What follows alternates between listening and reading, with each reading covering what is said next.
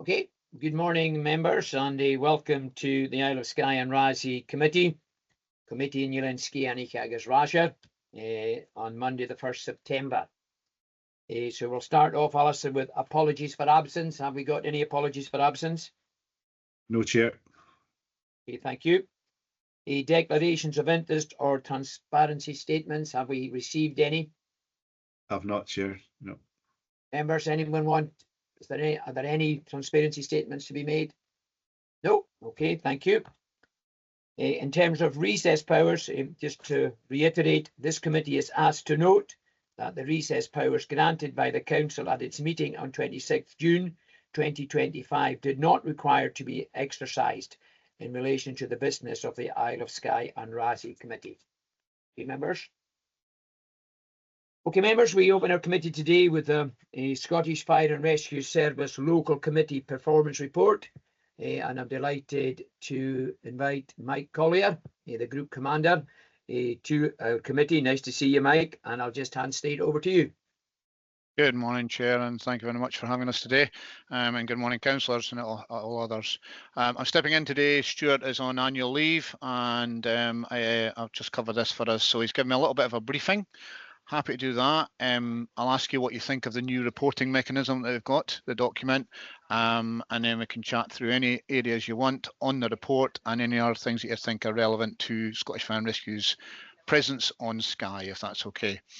So the report is highlighting the key performance outcomes, emerging risks, recruitment and retention, partnership working and alignment to the HIghland Local Fire and Rescue Plan. For those that may be aware, we're currently working on our local fire and rescue plans, which will be updated in the coming months. So there'll be a new plan in relation to our new strategic plan, which has just been issued for 25-28.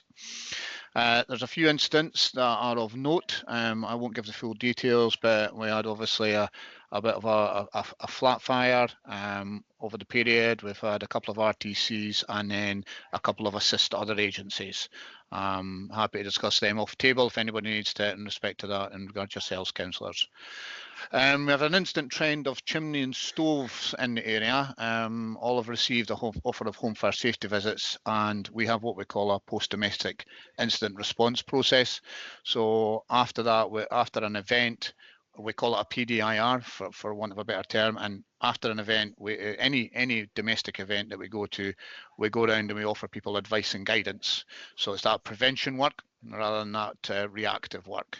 We have some road safety. Scotland and Police Scotland are looking at reduction in some of the RTCs and how we can deal with that. And then obviously car hires and motorhomes, etc. And I think none of us are unaware of the keep left strategy that we really want to enforce. That seems to be one of our overriding factors sometimes in regards some of our RTCs. We have some 36 home fire safety visits completed in Skye and Raasay, which attended to our high risk and partner referrals.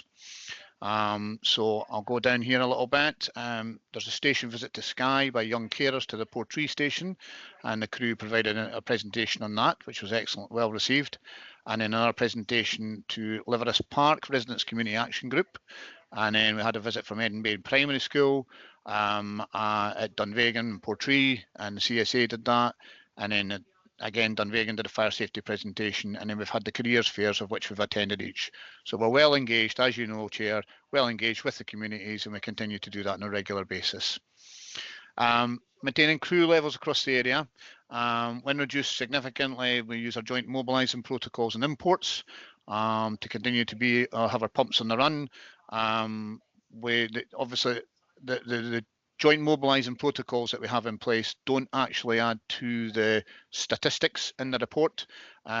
We can do that again for yourselves and give you that. That'll give you that extra added information. It's not available this time to put into the report. We're hoping that our new system we have in place called a Gartan will allow us to do that in future, but that'll probably be in 2026 that we start that. Operational intelligence is ongoing. Care homes have been reviewed, etc. We have a new appliance at Dunvegan, and that's been well received.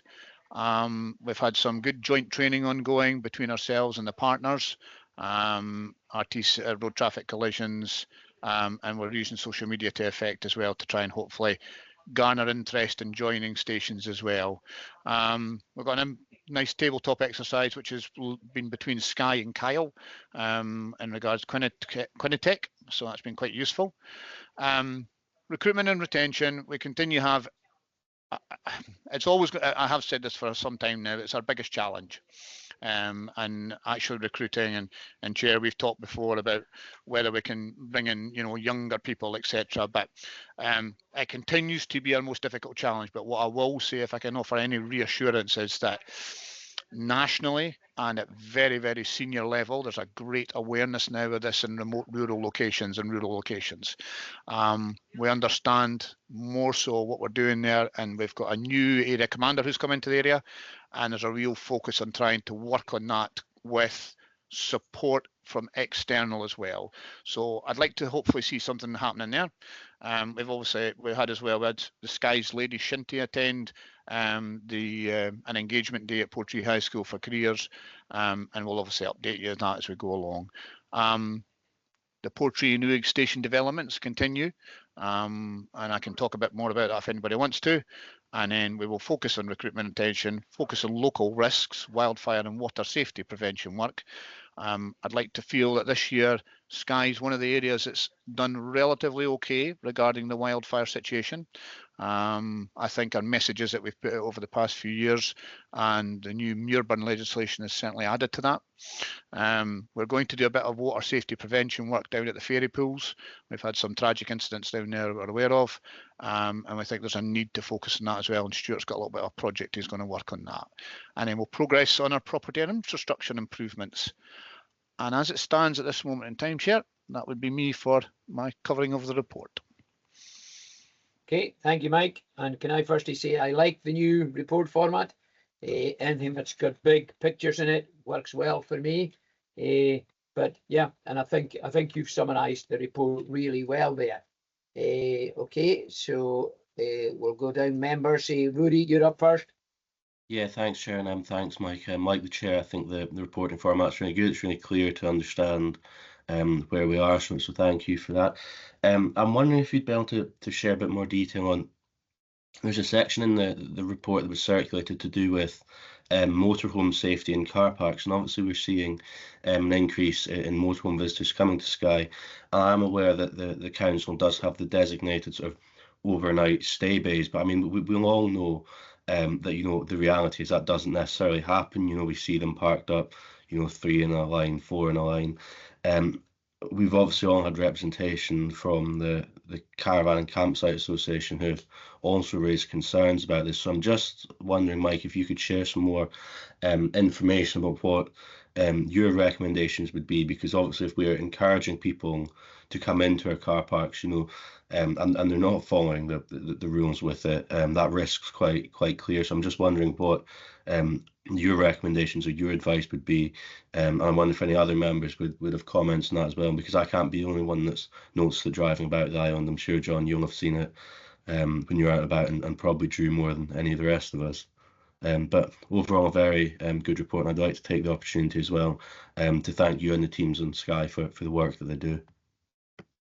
Okay, thanks, Rudy. We'll take a few questions, Mike. I'm not seeing other hands, so I'll maybe come in as well, Mike. Yeah, quite interested to hear about the joint mobilising strategy, and I know you said you can report on that at another time, but it's just to maybe get a flavour of how successful that is, Mike, and very clearly really keen to find out about the stations at Uig and Portree and the plans for you know, their future and the investment in these 2 stations. And I think Uig in particular, because my understanding is I think they are moving probably, is it maybe today or the end of this month, I'm not sure. Okay, we'll keep Chrissy in and then we'll come back to you, Mike. Chrissy? Mike, I'm not sure if you remember me, because I was actually talking to you about 5 years about joining the retained fire brigade here in Raasay, and I gave up because it was taking so long. And I was just wondering what the lead-in time is for recruitment at the moment, if that's improved, and then what's actually being done to try and improve that. Okay, I'll go back to you, Mike. Thank you very much, Chair. I like that I've got a collated amount of questions now, so I can answer all these. I'll take my time to work through them if that's okay. Councillor Stewart, thank you very much for that, and thank you for your regards for the crews, etc. I think, you know, SFRS and our crews across the whole of the UK, Scotland, I should say, they do work very hard, in particular in remote rural communities, you know, that volunteer retained basis or on call as we now call them. So very, very much appreciated your recognition there. Thank you. Motorhome safety. So there's legislative guidance around that about campsites. What I am trying to avoid here is the political issue around that, because I am aware that there's been some media coverage around that as well. There are guidance in the camping, etc., are aware of that for the 6 metre difference spacing.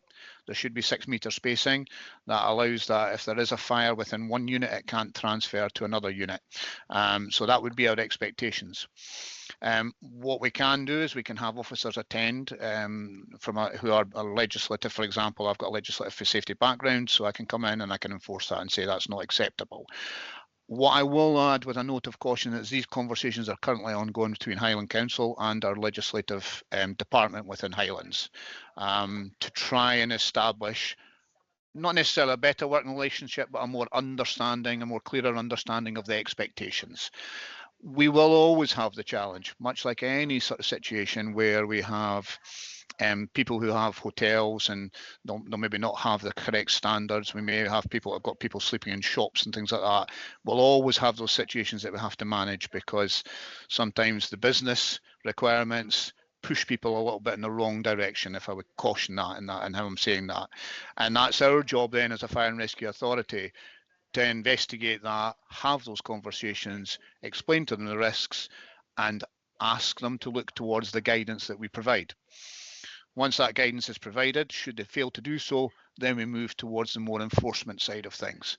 And as you know, because it's quite transient, the whole motorhome population, the camping, etc., that can be difficult. So what we need to do is actually speak with the people that own the sites and give them that responsibility as duty holder to say, you must make sure that this happens. So there are conversations ongoing around that. We will continue that, but what I would state is if you ever see it, please highlight it, because the more of an image or a picture that we are able to determine, the more we can task and focus on our activities around that. Does that help, Councillor Stewart? Yeah, that's cracking, Mike. Thank you very much. Yeah, and I'm absolutely happy at any point if you want to talk off table about this with myself or Stuart, in particular to any area that you're looking at on Skye, and have those conversations and what we can do to assist you with that. Okay, thank you very much. Chair, thank you very much for that. So the joint mobilising protocol strategy was brought in due to our reduced staffing numbers and establishments on stations. The principle behind it is to ensure that we provide a service that might not necessarily have been there or an extended timeline to get to where we need to do. As I've said before to some of your other scrutiny committees across the Highlands, is we've never failed to attend an operational incident.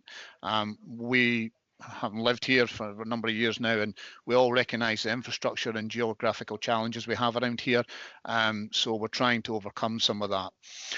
The stats around it would say that we've probably seen anywhere between 10 and 15% of an increase in our numbers that we're allowed to do, which is obvious. For example, in fact, I'll give you one really good example. Tord and Kinlochhew, not in your area, but and they're not a particularly busy area, but we weren't getting the pumps out the door due to a decrease in staffing. We put them together and we've had in 1 month over a 300% increase in availability to respond. Now that's been phenomenal. I've never expected a figure like that. So I can't say that's standard practice for Skye, but if we're getting up to about 20% of an increase, that's actually really helpful for what we need to do. So, and it has worked well. We had some teething problems getting through it. It's actually national now. It's now used nationally. However, and I will always say, it's what we're calling an interim procedure. We're not looking for this to be the status quo for the fire and rescue service for the long term into the foreseeable years. This is something that we're doing as a procedure to ensure that we can continue to provide a service to our communities. Once we start to get the establishment numbers up, and I'm going to come on to Christine and talk a little bit more about that in a minute, those should see GMP disappear. That is our full intention and our goal, that it will disappear in time. It is not something we want to maintain, and we've had that discussion with the unions to ensure they're comfortable with that process as well. So hopefully that covers that. Are you happy with that, Chair? Excellent, thank you. Uig and Portree, the Uig station had a deadline quite some months ago. We've had those conversations with CMAL. They've extended that to the end of this month. We will be looking to, I'm actually in Uig tonight to meet with the crews to talk through what's happening. We're setting up on the piece of land we own adjacent to the unit. We've got a couple of porta cabins going in there. We've got planning permissions for a unit for the appliance. And we'll get an established base there as soon as practical. I've got Stuart doing a little bit of work with the CMAL team. I don't want to talk too much about that at the moment, but we would anticipate that we don't really want to invoke our business continuity plan. We want to try and do one move. That's what I'm trying to do. One move into that site. That site can then be looked at as the development process for that in the coming months and years, what we do. But this will be our process to move into that. That's going quite smoothly. I've got a team working on that and I'm engaging with them on a regular basis now. We've ramped up the speed around that because we recognise that the closing date is coming upon us. So that'll be addressed and we shouldn't have any issues. There will not be a lack of a fire station in the Uig area. That's a guarantee. Portree. Portree is obviously a bigger project. That's been approached from a national perspective, and if I'm being honest, because it had rack roofing, for those that know what rack is, the reinforced area concrete, that absolutely aided us because they went, we have to do something now. So we've got 6 stations across Scotland that are like that, and they went straight to the priority list. The planning is in place for that. The financing is going around that. My expectation is all that will come to completion between now and the end of before March. Then we will start in 26 the whole process around the build itself. So we're in a very, very good place with Portree, and I'm happy to see that. And correct me if I'm wrong, Chair, but I saw a little snippet about the link road as well, which would be a great asset to us as well in regards to that. Hopefully that helps, Chair. Thank you. No problem, thank you very much. And Christine, nice to meet you again, thank you. And I'll call you Councillor Gillis now, so okay. So it's nice to meet you again, and yes, this is a challenge. This is actually a difficult one for me. We have a full team in Scotland working on-call improvement, and they're a tactical action group around the whole recruitment and retention process. We recognise the significant challenges trying to get people from rural and remote rural communities to travel away, the length of the process, the amount of commitment that's required to follow through courses, etc. 2 weeks here, 2 weeks there. If we haven't got for example, you have to go to Invergordon for your task and task management, things like that. Now, the chief understands this. Our area commander that comes in understands this as well. She's fully on board, and I'm continuously having those conversations about local development of processes. Can we have a local training centre? Now, we're looking at, for example, Fort William. If we can get Fort William, we can have almost 20 stations go there and go back at night for their training. If they can come in for their training and go back home at night. Simple things like that will make a big difference. People, because of primary employment, don't want to be away for prolonged periods. People want to be back home with their families. So there's a real shift towards that. We're also looking at changing some elements to modular, which means that people then can do some of the training online before they actually go for the physical training. And that allows us to do a sort of combination approach, if you like. So what I will say is I went to Gairloch and I spoke to 2 colleagues up there who were brand new. They said it was one of the slickest, fastest processes they'd ever had. Yet that's probably not the norm, if you will, that's the exception. And they were really positive about it. So I've tried to glean why that was the case. I still think it takes a little bit too long. I think we know we have to give you, because at the end of the day, we're putting you into life challenging circumstances when you go into a burning building or you're rescuing members of the public from a dangerous environment. So we need to ensure that you have that safety, that training, keep you safe, keep the public safe. So there's elements that we can't step away from. There is a real drive, though, to improve this. I know, speaking to Scottish Ambulance, for example, they can do it much quicker. So we will work on that. I can't give you definitive timelines at the moment, but there is an awful lot of work ongoing to try and address this matter. As I go back to what I talk about, the availability we have, the reduced staffing establishments in our stations. They're climbing slowly because there's changes coming. but it will probably take another 6 months to a year before I go, that's what we were looking for. We have a lead in the area. Chair, you remember Carla, who was on the island for some time, Carla Stevenson. She's a group commander, and she is what we call our people spock, and she feeds into that team and brings information back. So there's a two-way communication all the time about some of the challenges. We recognise that these people exist in the Central Belt. They have no comprehension of what it's like north of Perth or west of Aberdeen, if you like, of what it's like to try and get people. So there's a real communication there that is hopefully going to help. So I haven't given you a great answer about that, if I'm being honest, Councillor. As the chair reminded me about a degree in politics, but a course in politics at some point. I need to be a wee bit cautious about what I say. When I have definitive answers for you, I will lay them on the table and say that's it. But what I can assure you is that there's an absolute national recognition that we need to address this, and we're continuing to try and work very hard towards that. Hopefully that's helpful. No, that's great. Thanks very much. Okay, thank you, Mike. And I think if you remember correctly, what I said is you'd make a good politician. So there you go. So you got a future career ahead of you, Mike. No, Okay, no, I'm motorbike and fishing. That's and kayaking and boating. That's all I'm interested in once I'm finished, Chair. Okay, quite right, quite right. Okay, so Mike and I thank you very much for coming to committee today. I thought you presented the report really well. I thought it was a good report, and you've answered all our questions. So nice to see you again, Mike, and look forward to hearing about the progress with Portree and Uig and the other issues that were raised. Thank you. Many thanks, Chair. And as usual, we'll keep you informed. Not a problem. Thank you. Take care, everybody. Bye-bye. Okay, members, we're moving on to item 5, the community payback service. We've been trying to get a presentation for some time, so I'm delighted that Andrew McDonald's with us today. So I'm going to hand over to you, Andrew, to tell us a wee bit more about the community payback service. Morning, everyone. I have a presentation for you, which I'll share in a second.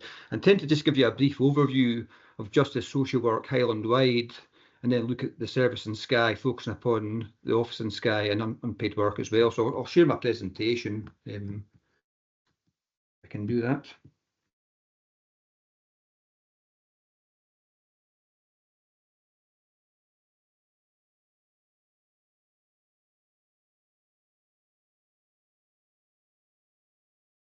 If you can see that, okay? Yeah, we're seeing that, Andrew. Thank you. So my name's Andrew McDonald. I'm the Justice Social Work Team Manager for Unpaid Work in Lochaber and Skye.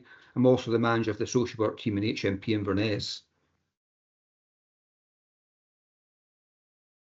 So within the Justice Social Work Team in Highland-wide, we have one principal officer who's Maria Cano, 6 social work team managers, and we're based in various offices from Wick down to Fort William to Portree and in Inverness. We've also got offices in Dingwall and Golspie.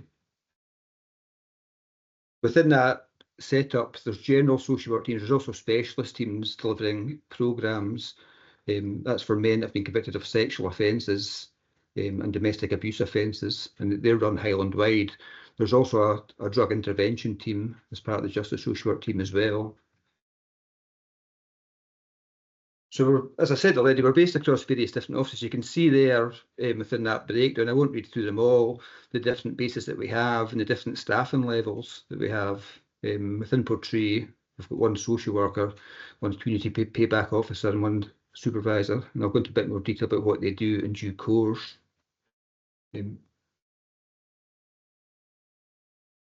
The statutory tasks for justice social work, we prepare criminal justice social work reports for the court, we prepare parole reports, we undertake specialist risk assessments, specifically in relation to domestic abuse and sexual offending, but also in relation to general offending. We supervise licences for offenders that are coming out of custody, that's parole, non-parole licences and extended sentences, and life licence prisoners. We manage unpaid work, bail supervision, diversion from prosecution, and drug testing and treatment orders. We also deliver group work programmes for those that have been convicted of specific offences. Our work's governed by national standards. These are designed to give us a template in which we work under, and also looking at the KPIs the Scottish Government expect us to achieve. Most of our work is in managing community payback orders. There's 10 different conditions to that. Community payback orders can be in place for 6 months to 3 years. The most common condition that's used, that you'll probably be aware of, is unpaid work. It was previously called community service. The order can also have a supervision requirement, where an individual is expected to meet with a social worker to look at issues of criminogenic need. There could be a compensation requirement, where the individual is expected to pay compensation. There can be a programme requirement, where they're expected to undertake a group work programme. A residence requirement, where they're instructed to live within specific accommodation. A conduct requirement, which can detail certain behaviours which an individual must or must not do.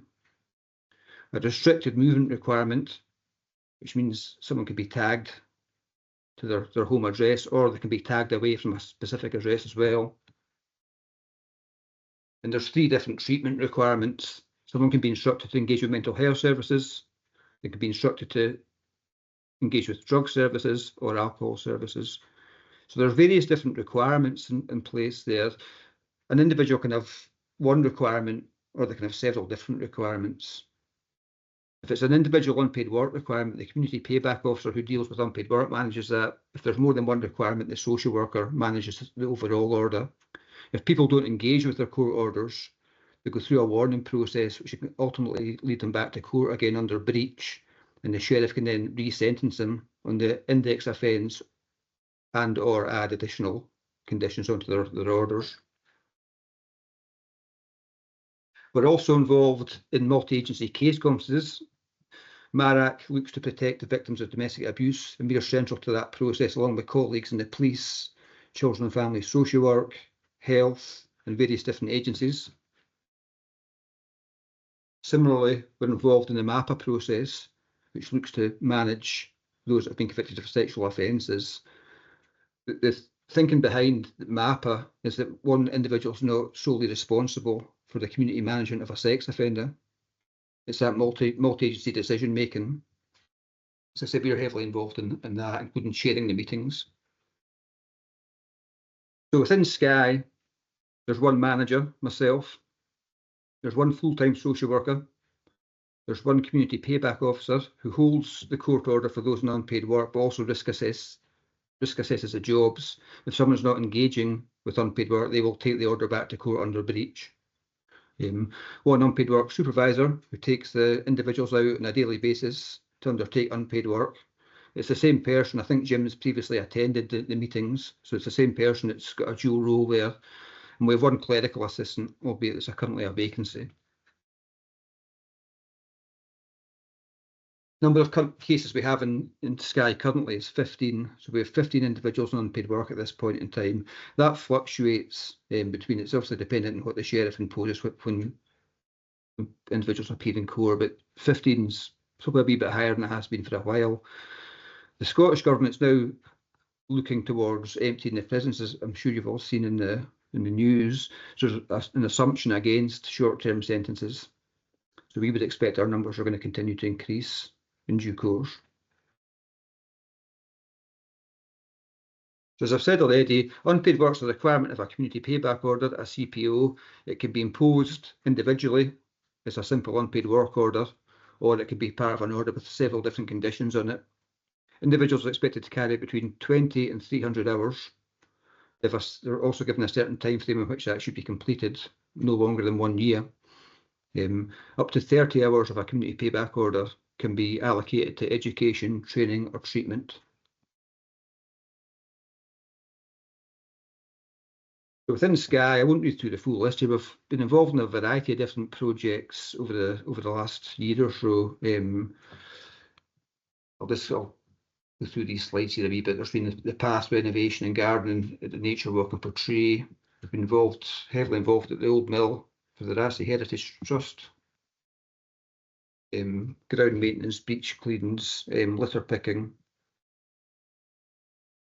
delivering kindling and wood to the elderly during the winter months, which is something we do regularly. For repaired benches, maintained the local church, painting and decorating. So this is, with regard to the criteria for people that are eligible to have work done for them with agencies. the applicant is unable due to age or infirmity to undertake the work personally. That's more for individual placements, obviously, rather than community placements. Unable to financially pay to have the service done. We can't be seen to be taking work off local contractors. There's no other individual that could help the person, friends or family. This is a contract that's signed, again, mainly with individuals who are looking for the service to be undertaken. They need to be aware that it's undertaken by those that have been convicted by the court. Individuals are supervised by our supervisor at all times. We cannot guarantee the work's completed to a professional standard, but we will try our best with that, obviously.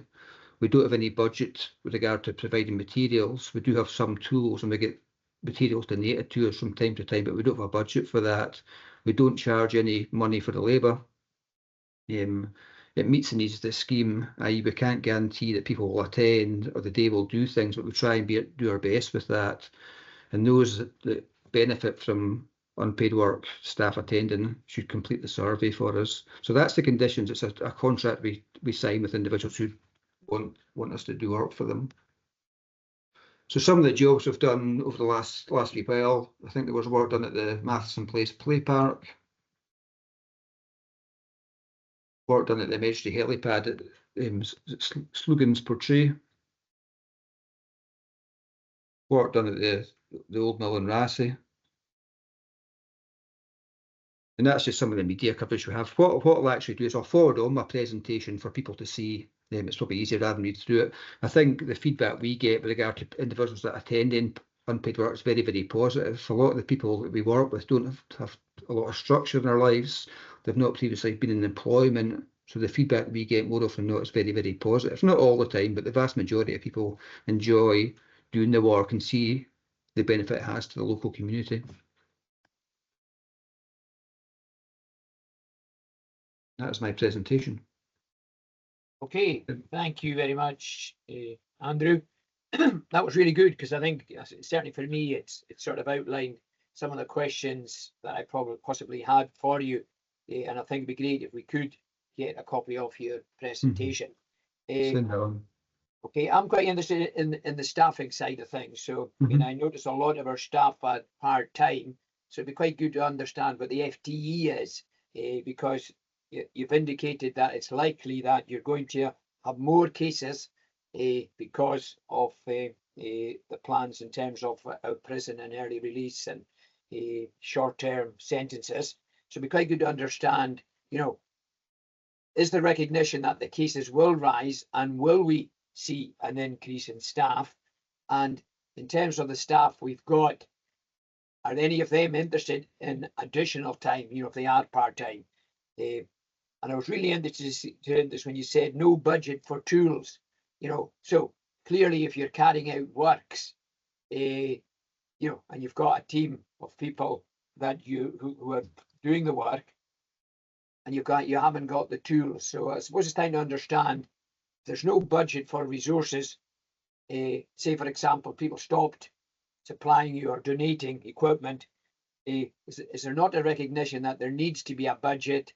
And I think clearly it might be that's local members. That's something that we can lobby and support you with, because if we're going to be making full use of community payback orders for both those carrying out the work and the community groups receiving the work, we want to make sure that you have got the gear and the equipment to carry out the work. So as I say, these are my questions.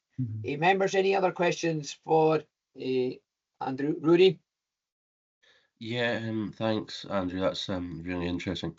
I note what you're saying about the taking work away from local contractors and stuff, but as you'll be aware, Skye's got quite an issue with contractor availability for a lot of things.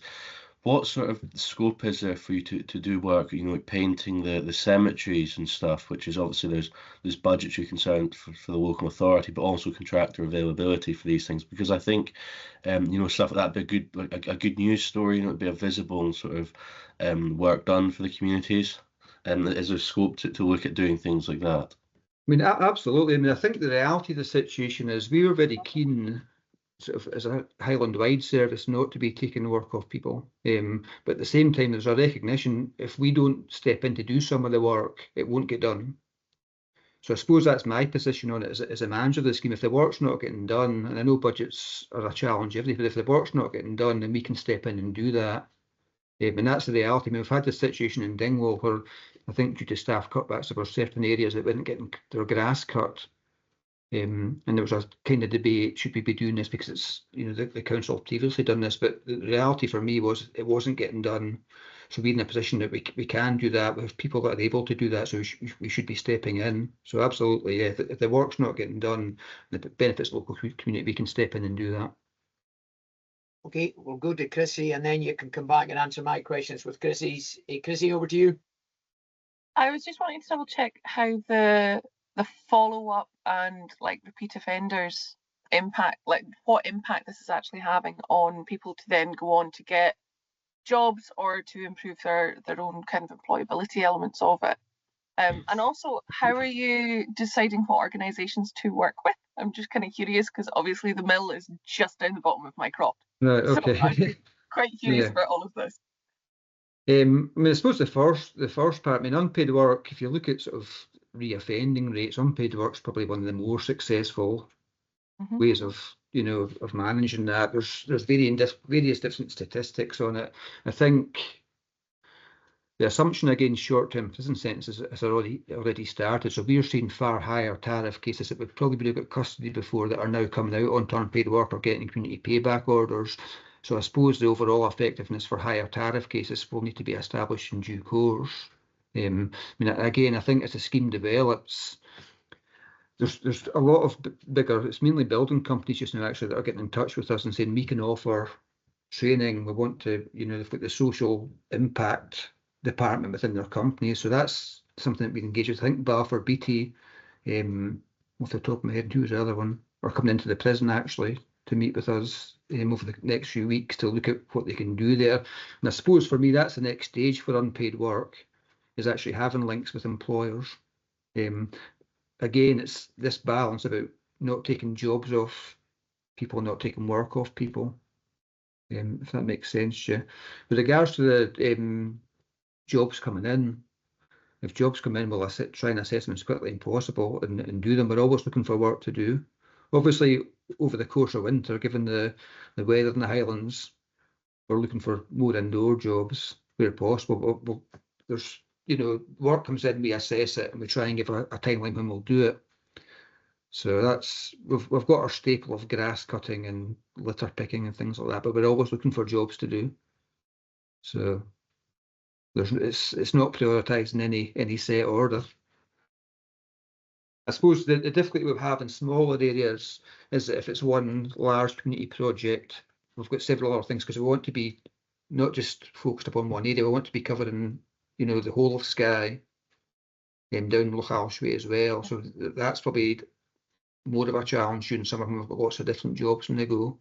But we always try and allocate time. I mean, another thing we look to do as well, which I didn't mention in the presentation, we can do individual placements for people. So for instance, if there's a project, I don't know, at a community centre and they needed lots of work done, maintenance work done, we could allocate someone to go there. Yeah. We need someone that's there willing to supervise that. So we go through what the risk assessment would be. And it's obviously certain individuals that we're deemed to be trustworthy and willing to engage with that, but they don't have to be part of the main squad all the time. We can do individual placements.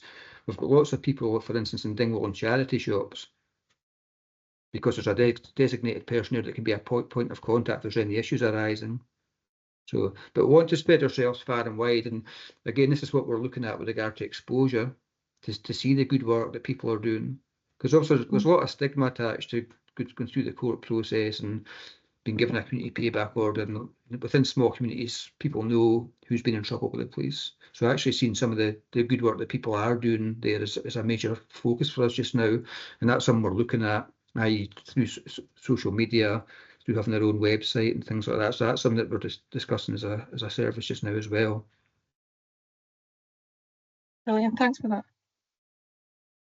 Okay, are you coming back with my questions? So John, in regard to your questions, I mean, I think, yeah, the budget, I'm sure you'll appreciate it, is an ongoing issue. I hope, I can't give any definitive statements. I hope it's recognised. I suppose if the Scottish Government's looking to use community sentences far more, then we would need more resources for that.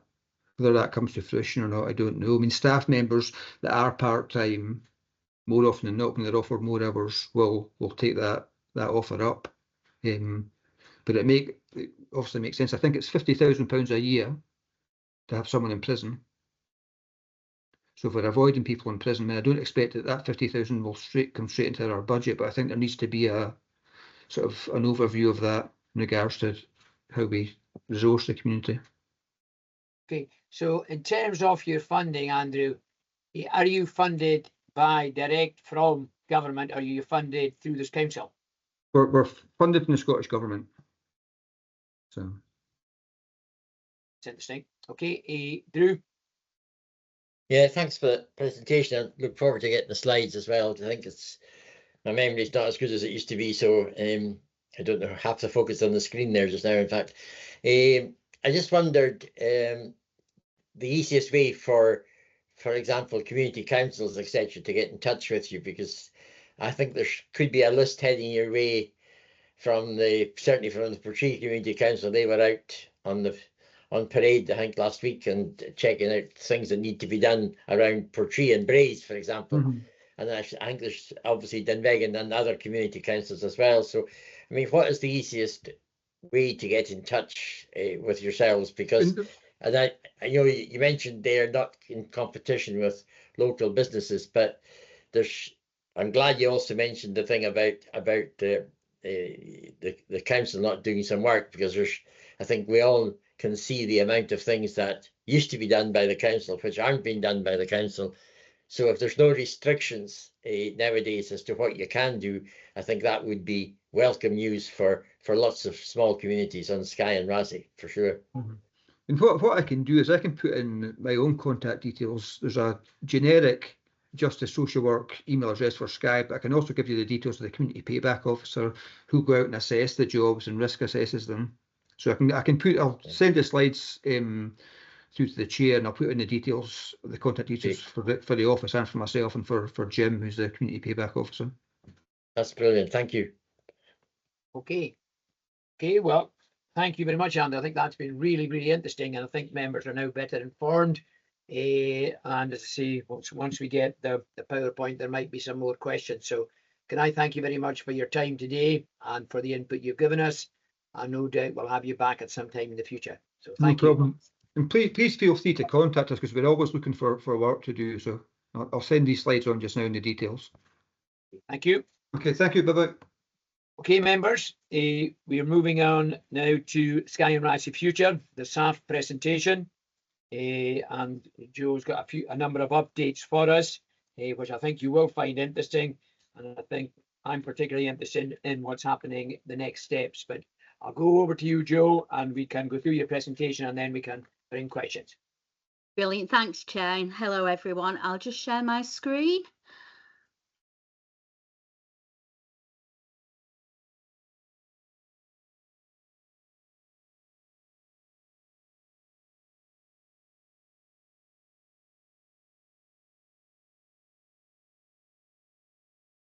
Okay, I'm assuming everyone can see that and can hear me well.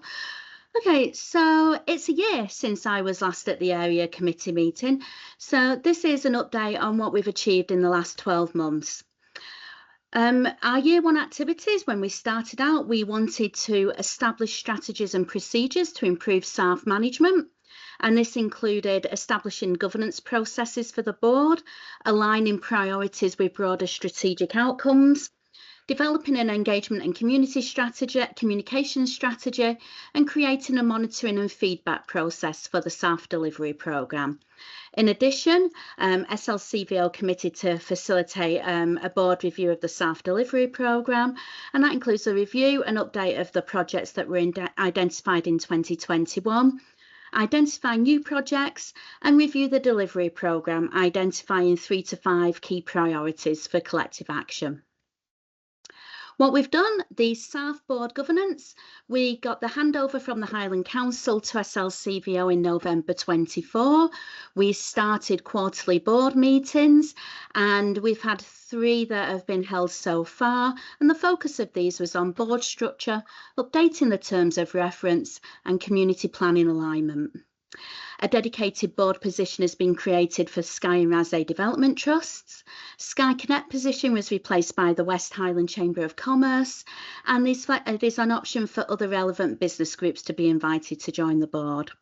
The terms of reference has also been updated to reflect the new board structure and emphasise collaborative community-led approaches.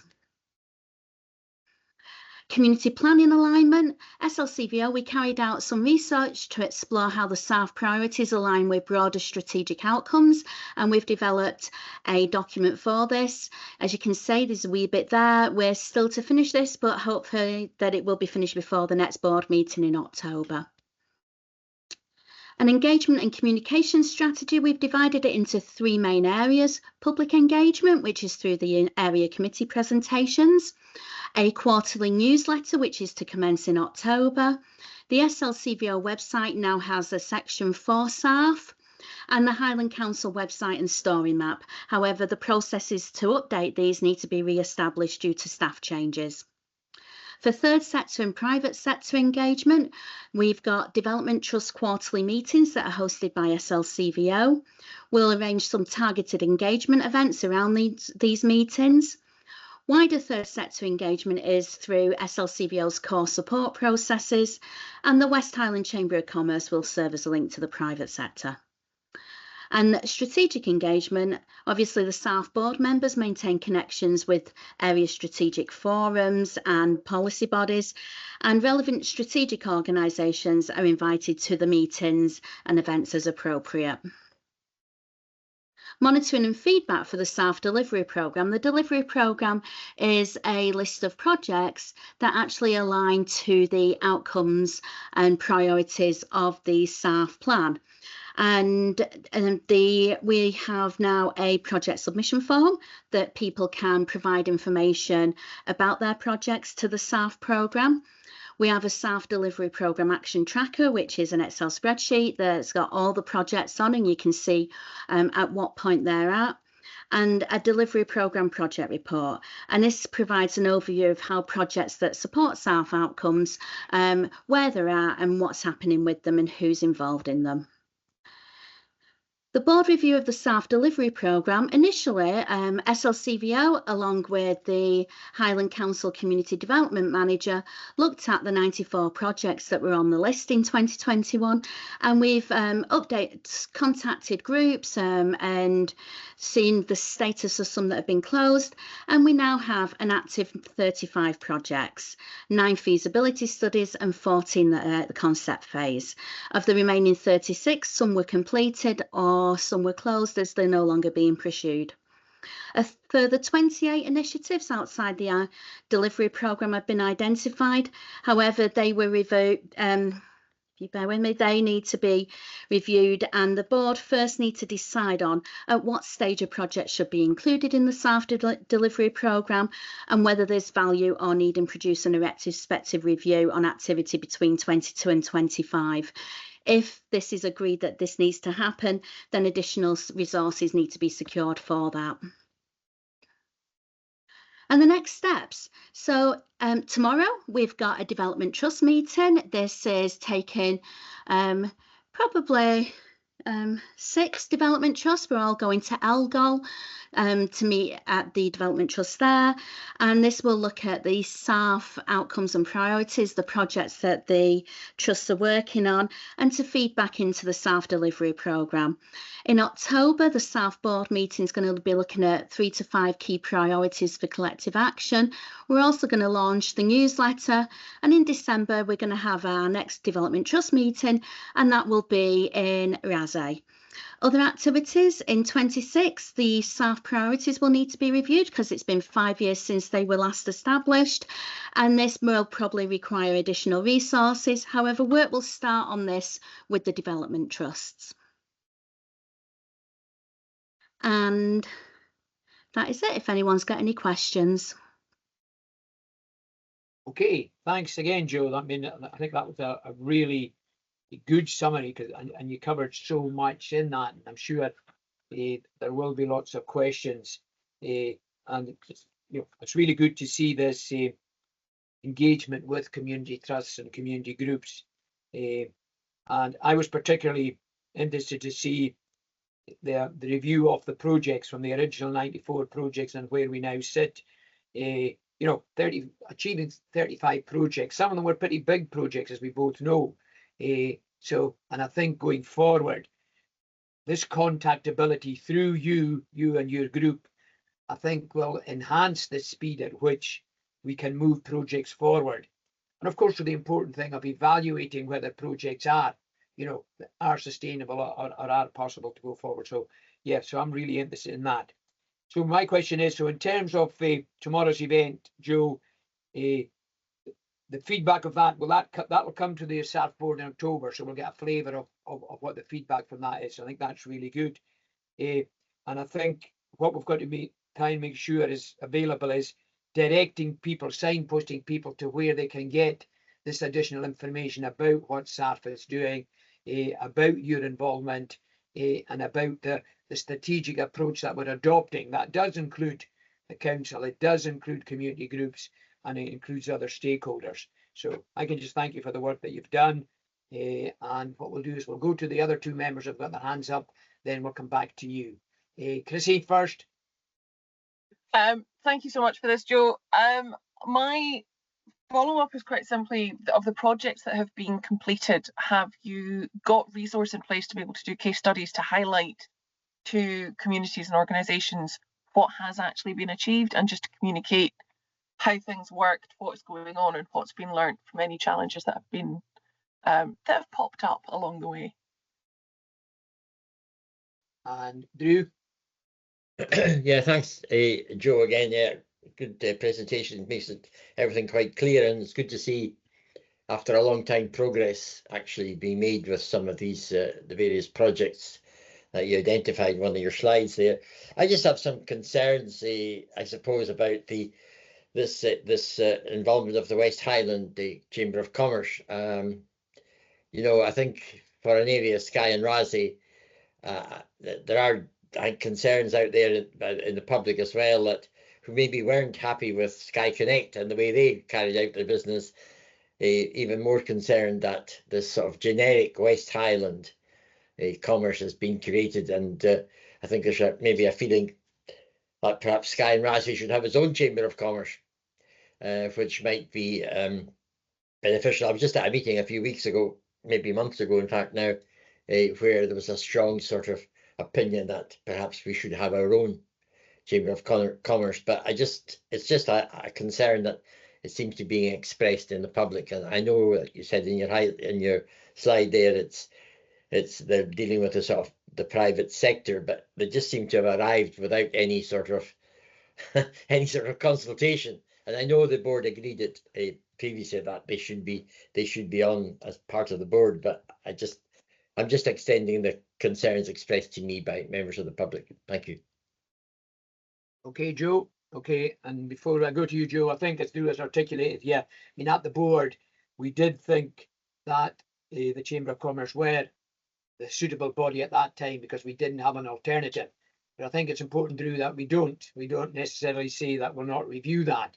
And if a local Chamber of Commerce were set up, then that would probably be the time to review it. Anyway, I'll go to you, Joe. Thanks, Chair. So first feedback regarding if we have the resources to look at completed projects and case studies, Councillor Gillies. No, the answer is we do not have the resources to do that. So if that was needed, then probably you'd have to get additional resources to look at completing that. Councillor Miller, the question about the Chamber of Commerce, we do have that flexibility to invite other organisations onto the board, and we committed to reviewing the board structure every 12 months. So again, that will be looked at probably mid next year, start of next year on the board structure. So as the Chair said, there is flexibility there. Okay, Joe, once again, can I thank you for your time and for the work that you're doing on an ongoing basis. I'm sure that you'll get a good turnout at Elgol tomorrow. And I hope Hermione is providing good coffee and tea. And we'll hear from you at the next board meeting. So once again, thank you for your time. Thank you. Bye-bye. Okay, members. Item 7 is the appointment of Vice Chair and Civic Lead. Obviously, Chrissy has replaced Councillor Munro, Colin Munro, who stepped down. And we're looking for nominations for the role of a Civic Lead and Vice Chair. So, members, have we any nominations from members present? Rudy? Yeah, I think Chrissy should take on the good work of Callum Munro since she's replaced him. So I think that's only fair. Okay, any other nominations? I'm happy to nominate Drew. Okay, so we've got 2 nominations then, members. All those who in favour of Chrissy taking on the role, just raise your hand physically. Rudy, and all those in favour of Drew. Okay, Councillor Miller, are you willing to accept the role of Vice Chair and Civic Lead? As long as I can choose who to shake hands with, that would be fine. Thank you. Okay, thank you very much indeed. Okay, members, a winter service plan, and I'm delighted to welcome Roads Operational Manager 2 committee today, Mackenzie Sutherland. So, Mark, are you with us to I am indeed. introduce the paper, and then I'm sure members have questions. Yep. Thanks for inviting me along, members. It's good to see you all. I will just, if you're happy, share my screen. You will have all, the paper will have been circulated. Let me just, Yeah. Give me 2 seconds, guys.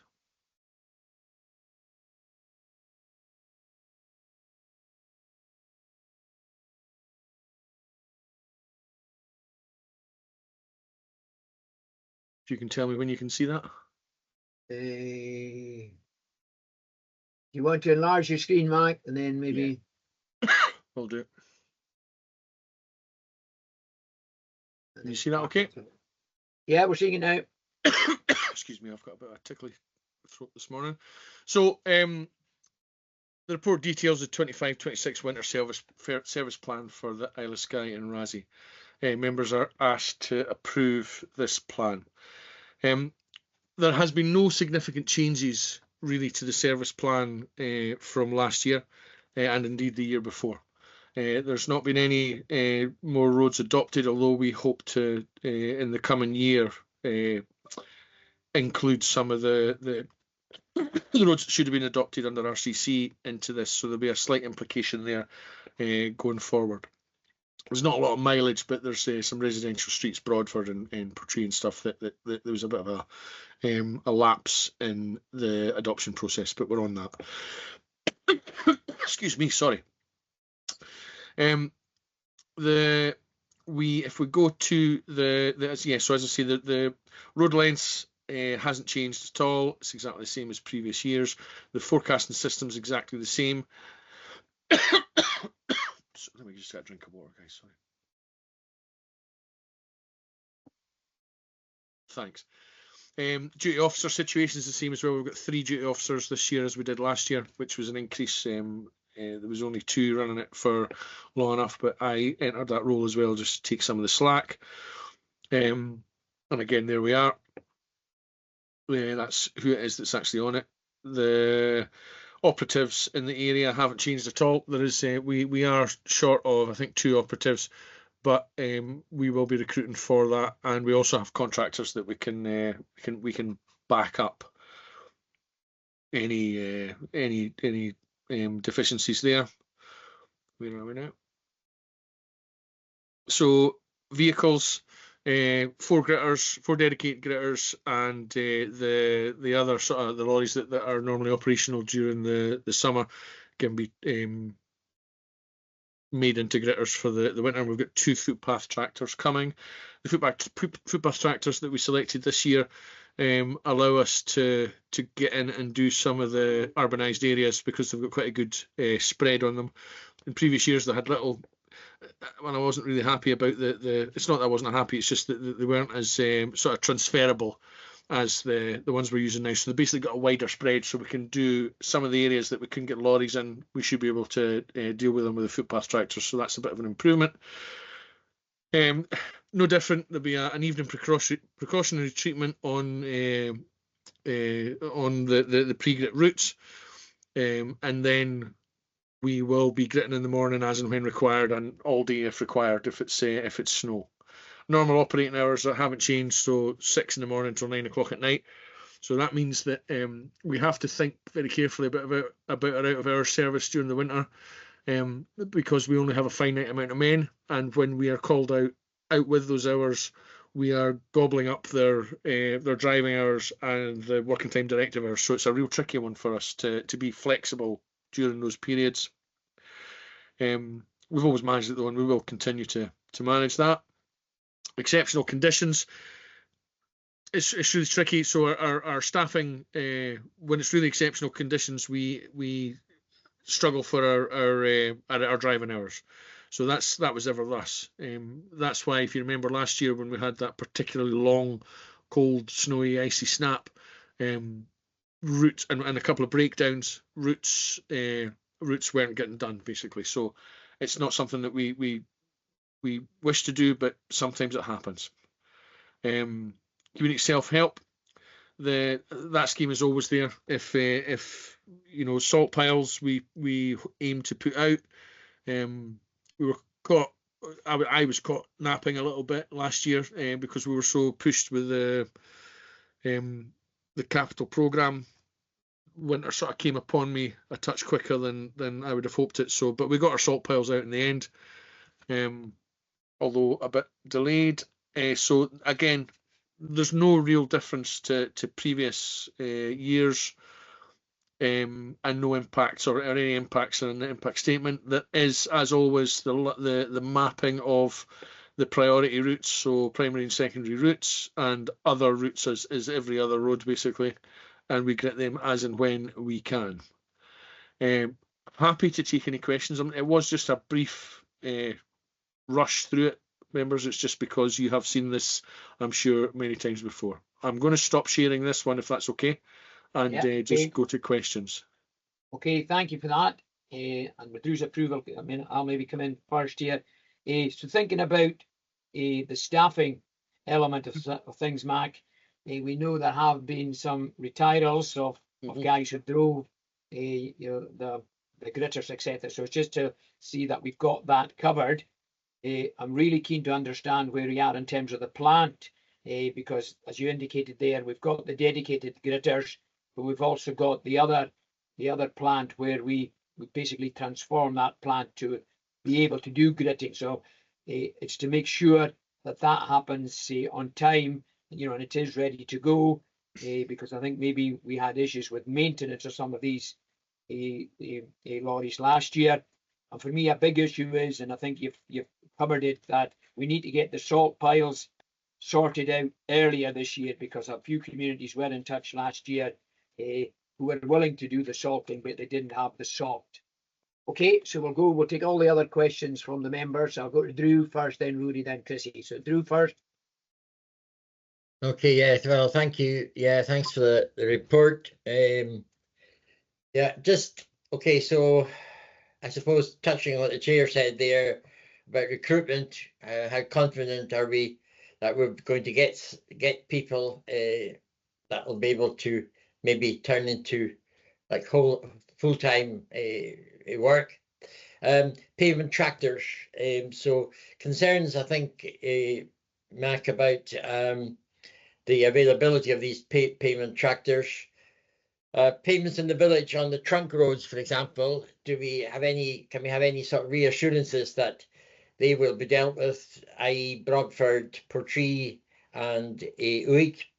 Can we identify who is responsible for them, and can we sort of then find out, are they going to be gritted? I know the ones, especially in Portree, for a lot of children will be using down Viewfield Road and Dunvegan Road heading to school. I mean, the pavements are not in a very good order anyway, and with snow and ice on them, they could be even more dangerous, not only for children, but for elderly people. also the pavements in the villages off the trunk road, i.e. better mention Callacan first, I suppose, but specifically Portree around all the crescents here, and in Vegan. I know in Portree last year there was huge problems for, shall we say, elderly people, and I should maybe have declared an interest there, but people need to get out safely, and there was some really horrendous situations last winter where the pavements weren't cleared for, in fact, I don't think some of them were cleared at all. So I know there's a shortage of staff, but we need to try and maybe build in some resilience there.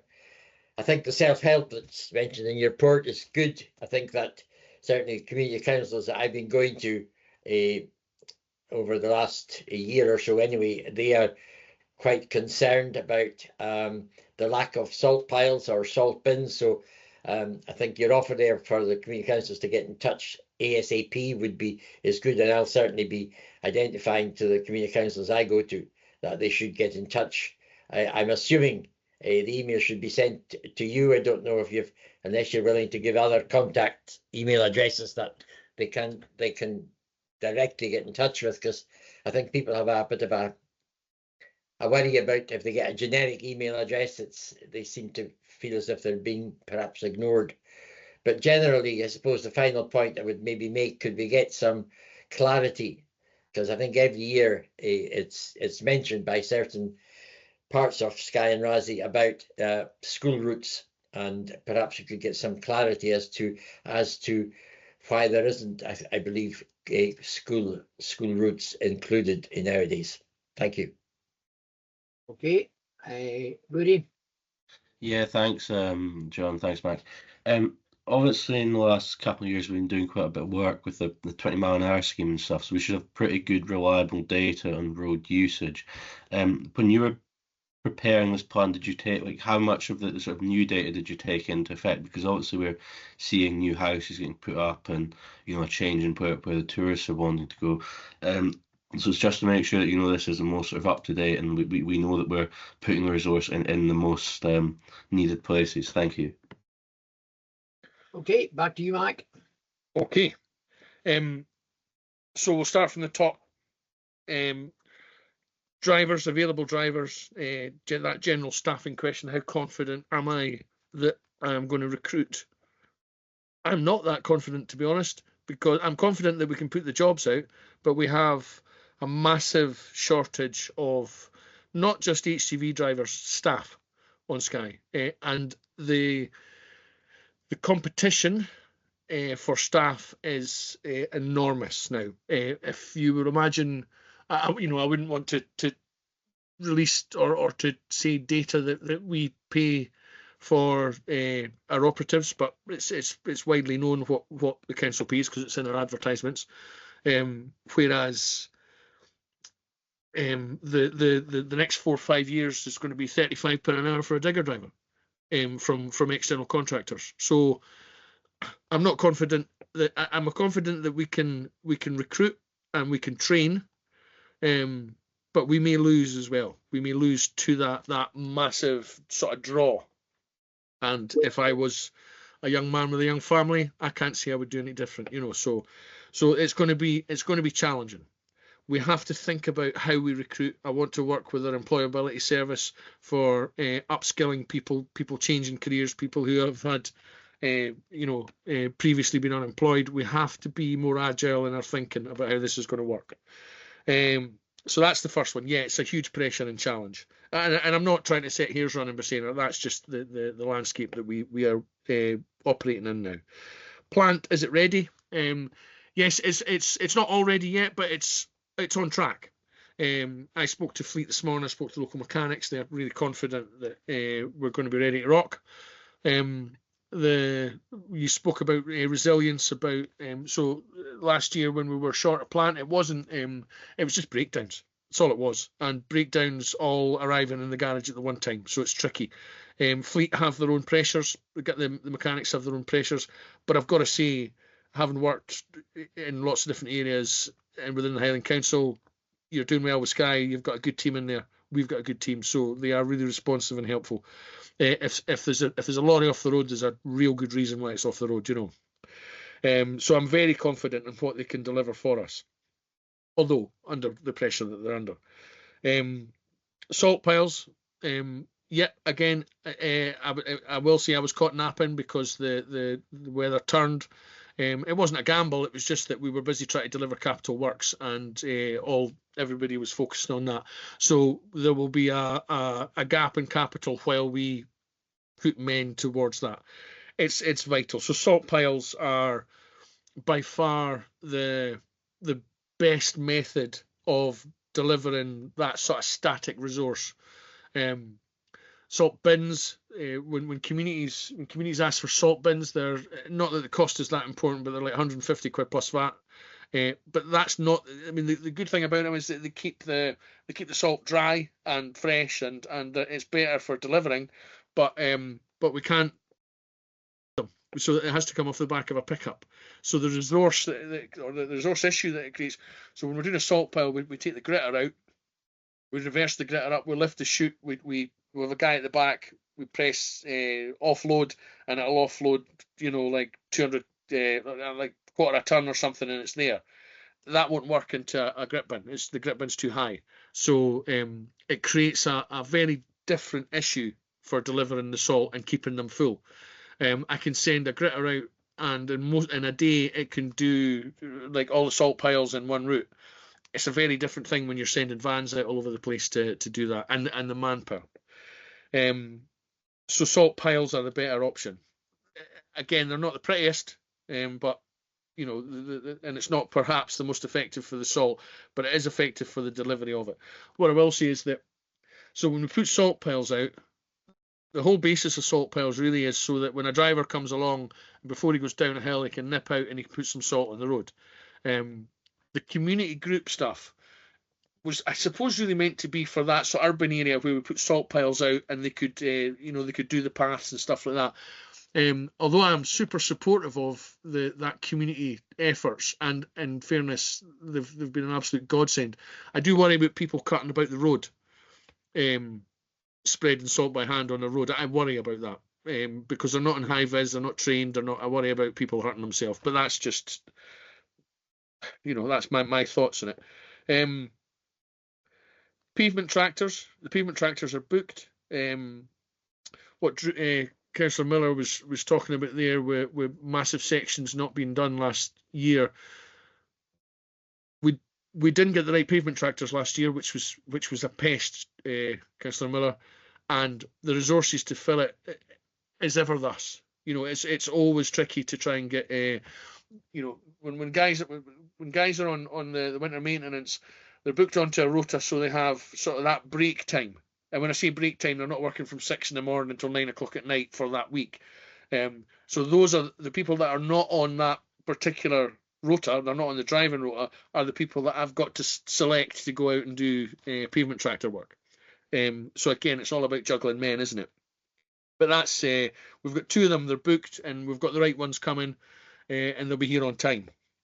And these ones are much better. As I say, it's not just footpaths they can do these wee tight cul-de-sacs and that, where we just don't have the plant to get in anymore with the lorries. Trunk road responsibilities.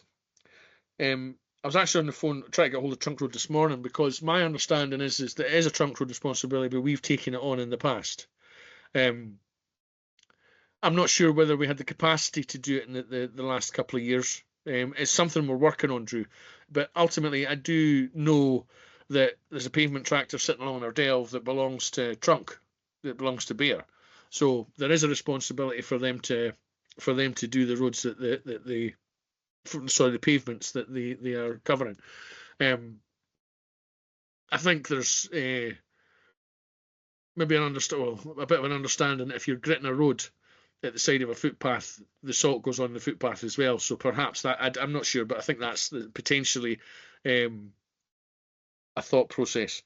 You could just turn it up a bit and do it at the same time, Drew. Anyway, but that doesn't take away the responsibilities for it. Let me find more information on that before I sort of give a solid report. I'm just trying to work it around my brain as you're asking me. School routes. So when I were a lad, school routes were gritted, But so this was a decision that was made prior to my taking on the role, and in actual fact, many years ago. That I do get calls from sort of remote communities who say that kids are going up to high school, so there's going to be 4 or 5 kids coming on a taxi. Can we get that earlier? So I don't have the capacity to flex like that. And if we're going to consider changing the winter maintenance plan to take in those things, there's going to be a financial implication and a resource implication. I'm not against it. I'm willing to listen to members and take a steer. But when we're looking at route optimization, there's very few. When you're looking at to optimize a route, it's not very often that you're going to add anything to it. So I'm not really sure. If you want me to look at it, I can, but it's just it goes against the entire Highland Council policy of it. We have decided what our primaries and secondaries are. Data, Rory. So what data did I? Nothing changed. I understand what you're saying. There have been houses that have been built, and housing estates, small housing estates that have been built. But I mentioned in my report that none of those roads are adopted yet, and we can only get the routes that are adopted. Now there are, I think, 7 or 8, and contractors on Skye will be happy to hear me saying this, that those routes will be adopted soon, because they want to continue to build. So there has to be an adoption for road construction consent. It just hadn't been done because of resources. So I am myself and my operational support officer Susan Andrews are working through that just now to adopt all those roads that were needing to be adopted, and then that will be an increase. But when I say an increase, it's not, you're not talking about an hour on a route. You're talking about additional 5 or 10 minutes. You're not going to see anything that dramatic change. When we talk about data, or the 20 mile an hour scheme, and understanding the road traffic use. Now, how to put this? So I grit the roads for all road users. Okay. Just because there's 500 people all going to East Point on Christmas Day, I'm not sure I can swap and change my my whole sort of gritting process because camper vans want to go up there at that time of year. And I'm being as delicate as I can about it. The people that live there deserve for it to be gritted as well. We did have issues last year with camper vans being stuck there for 2 or 3 days in that really poor weather, and one of them with a baby. And we were considering we were going to have to walk food in. It was a really irresponsible situation that was put there. But I can't budget for irresponsibility. It's a real tough one, that, so nothing really has changed is I suppose the answer. And that sounds perhaps a bit clunky to say that I haven't looked at any more new data. It's just there's not that much more data that's going to affect the winter maintenance route. So I hope that answers sort of some of the questions. I'll take a follow-up on it if you want. But Okay, Chrissy, I think Chrissy's coming in. The final contributor. Well, I'm coming in with a couple of follow-ups. Okay. I've already been in touch with you, so we've already been talking about community councils. One of the community councils I've been attending, we've already been going over all of this and the need for what they're wanting are lots of things. Whereas, as you've explained, it's much more functional. It's just much easier to be putting in the salt piles and helping. What I was wanting to double check is resources and support for community councils to then actually appoint a couple of people who are not necessarily fully trained, but competent, I suppose is the word we'd go with. I've been out with my dad when he used to do the gritting, and it is a very, very long days, and it is hard work, and especially when you're topping up piles and you're doing all of this. But then at the same time, when you've got home carers needing to go in to do, care for people because they know they are stuck there on their own. It's being able to have that kind of community flexibility to work with the community. Understood. And just to be able to then kind of work with them on what's going on. So if we could get something, not necessarily something in writing, but so there is an extra. You know, there 100% there is. There's that community participation. We provide. So when it first came along, the first 2 or 3 years, we were providing high-vis jackets and snow shovels and all kinds of things to all sorts of communities. There were communities that said there were going to be 10 people on a rota, so that I gave 10 high-vis jackets, 10 gloves, 10 shovels. I mean, everything. And it turned out there was only 2 people doing it. So we have to be a bit more sort of careful about. So everyone in June says, yeah, I'll do that. And then in a cold December morning, it's always the same poor old dear or old fella that's out doing it because of that sort of community spirit. I'd be interested, when you were saying you used to get with your dad, I'd be interested to go back and have a look at his timesheets to see if he was charging you for that. So I'm pretty sure you shouldn't have been in the lorry with him, but never mind. This is a very long time ago. Yeah, I'm only teasing. So it is a tricky job, and I do worry about the. You need to be pretty fit and able to slide about in the ice and spread salt, and also, I think people's understanding of what salting is that the road should be red with salt. You know, it should just be covered. But the truth is that whenever we put salt bins out and we get a call 2 days later to see they're empty, it's just like, you know, that would have covered like half a kilometre. So we have to be a bit more education, and I'm happy to assist with that. I suppose I would consider. So if there was representatives from each community, I'd be happy to hold a day, and we could chat about the best way to go about it. We can't do it in Tyne of Skier now, but we'd find somewhere. That maybe at Jan's or something, we could book a room and we could talk about the best way to do it, and I could get the guys, some of the operatives in the forum room, maybe to have a chat with them as well, and how we work together. Super supportive of that community help, because it's a lifesaver for everybody, you know, and I do appreciate its value. Okay, I think Councillor Miller wants to come back in, and this will be the last contribution. Councillor Miller.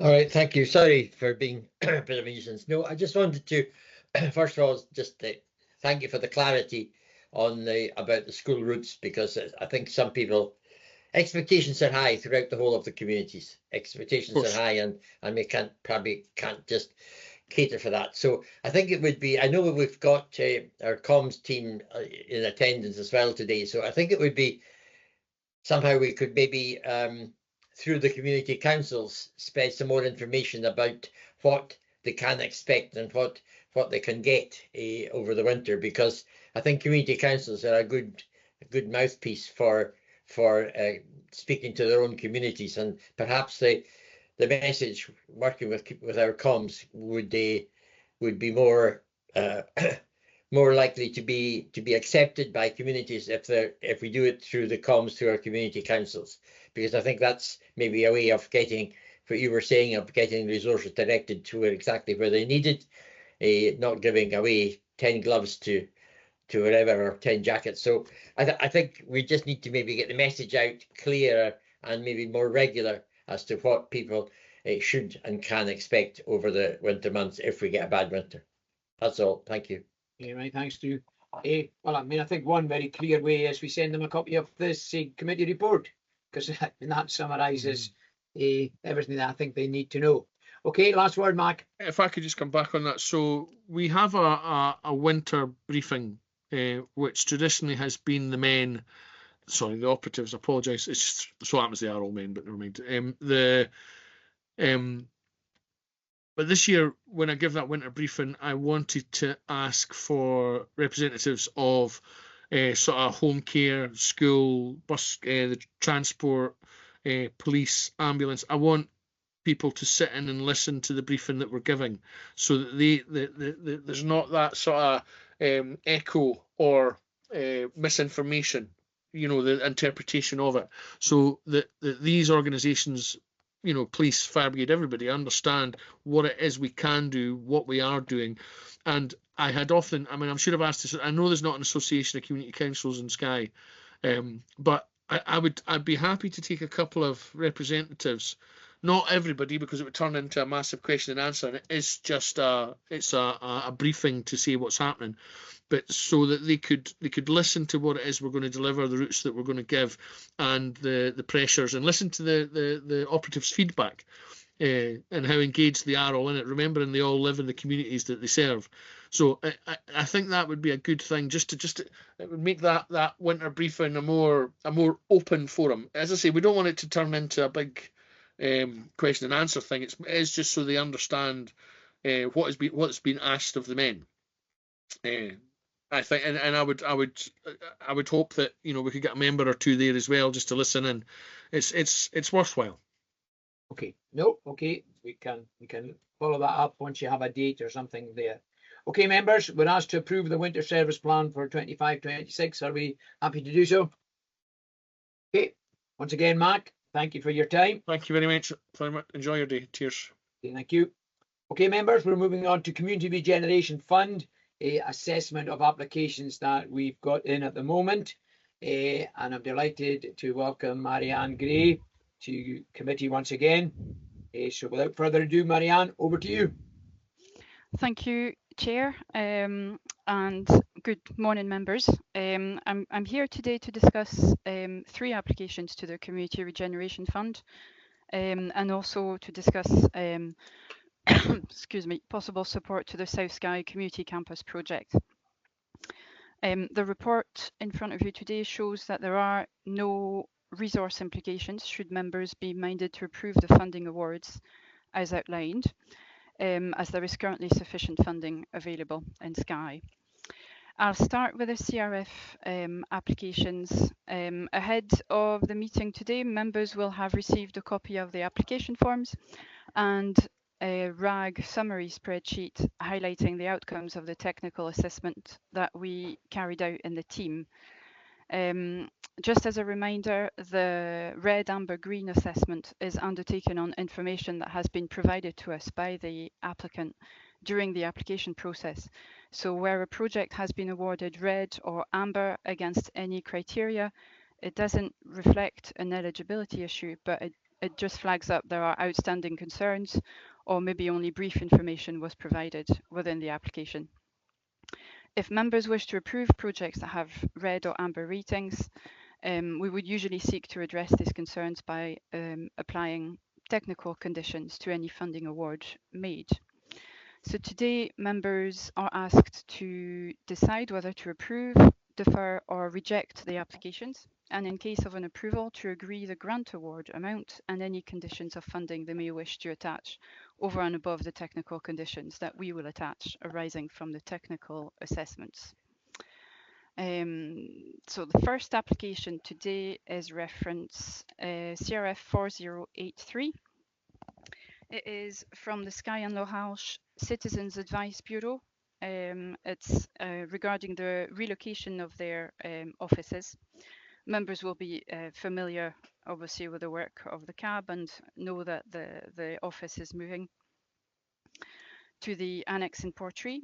The grant request is £7,882 for total project cost of just under £11,000.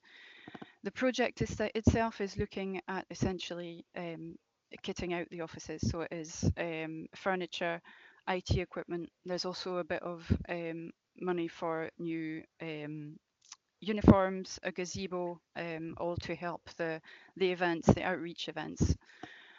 The application assessed positively. You will see on the RAG rating it is mostly green across the boards. We have an amber in project robustness, but that is solely to do with the lease of the office, which is not a concern. We have confirmed that the lease is in the process. It's just needing to go through all the legalities, so should be in place soon, and it will not prevent the project from starting either.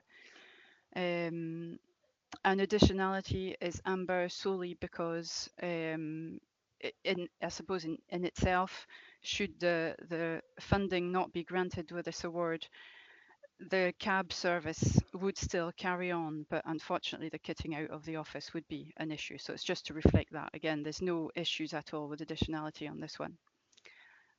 So I'll I'll hand back to you, Chair, and I'm here to answer any questions you might have. Okay, Marianne, do you want us to take each project individually? Is that so, and approve? Or Whichever is easier for you. I can do them individually or present them all and you can discuss them. I don't know if you've got any particular questions for individual projects, so I'll leave that up to you. okay, okay. Well, certainly in my case, I mean the three projects that are presented, and I've certainly looked at the RAG rating, and I'm happy to approve. But before we go to all members, I'll go to Rudy. Yeah, thanks, Chair. Yeah, just echoing your comments there, I think all three of these are fantastic projects. So I'd be happy to take them all in block and approve the lot of them. I think the work that these organisations do are absolutely fantastic in supporting our communities. Okay, so members, in terms of the three projects that we've got here, are we happy to agree to approve them for the funding they've requested? Yep. Yes. Okay, so we've approved that, Marianne. And the second element of the paper is again looking at the Skye Community Campus, a project that we've discussed many times, and it's looking to basically approve in principle the 200k funding to support the application that's been made to the Islands programme. So you just want to give a 2-minute summary of that, Marianne, and then we'll go to members again. Yes, it is. Obviously, members will be aware that an application was submitted to the Islands Programme 25-26 for the first phase of the South Skye Community Campus project. So that's just the phase looking at developing the all-weather pitch with the floodlighting. It is obviously quite a large project with a value of about £850,000. And I know members have obviously discussed possible support for this application in the way of match funding from the CRF pot on Skye. So the report really just seeks to secure the match funding to deliver the project, but it is subject to approval of the Islands Programme application. Okay, and I think everyone here is aware of the tremendous work that they've been doing down there to secure funding.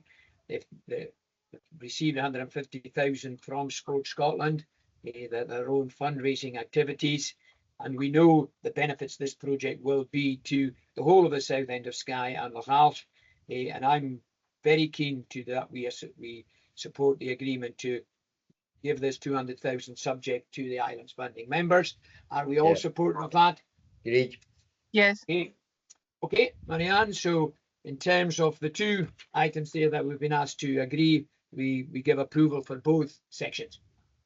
Thank you very much. Okay, thank you, Marianne. Okay, members, moving on then to a housing repairs performance report. I think we've got Laura, Bradley and Lee Marchie with us. Is that correct?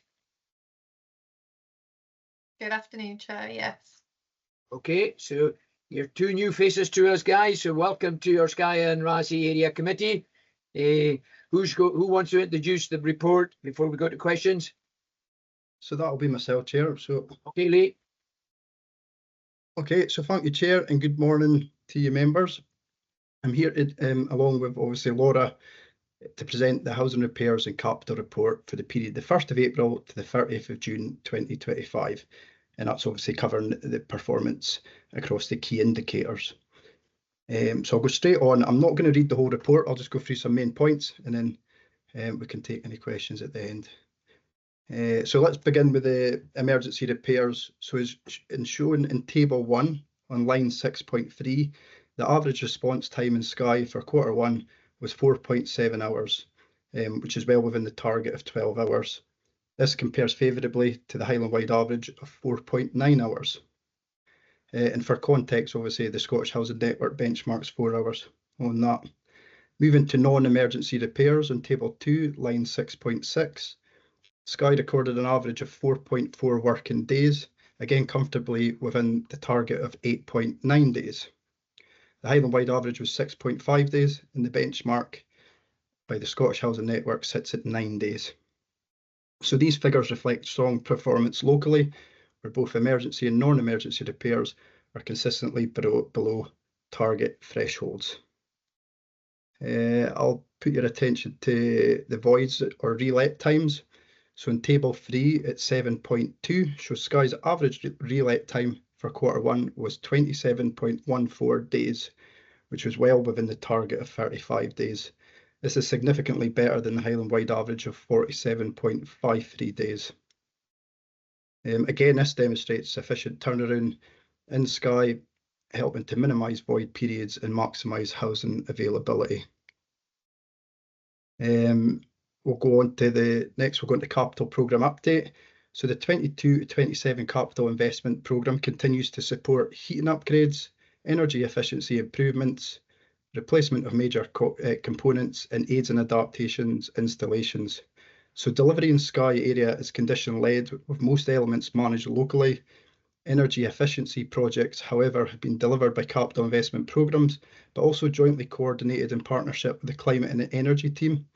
This joint approach allows us to access external funding, extend the reach of our programmes, and obviously improve long-term financial sustainability.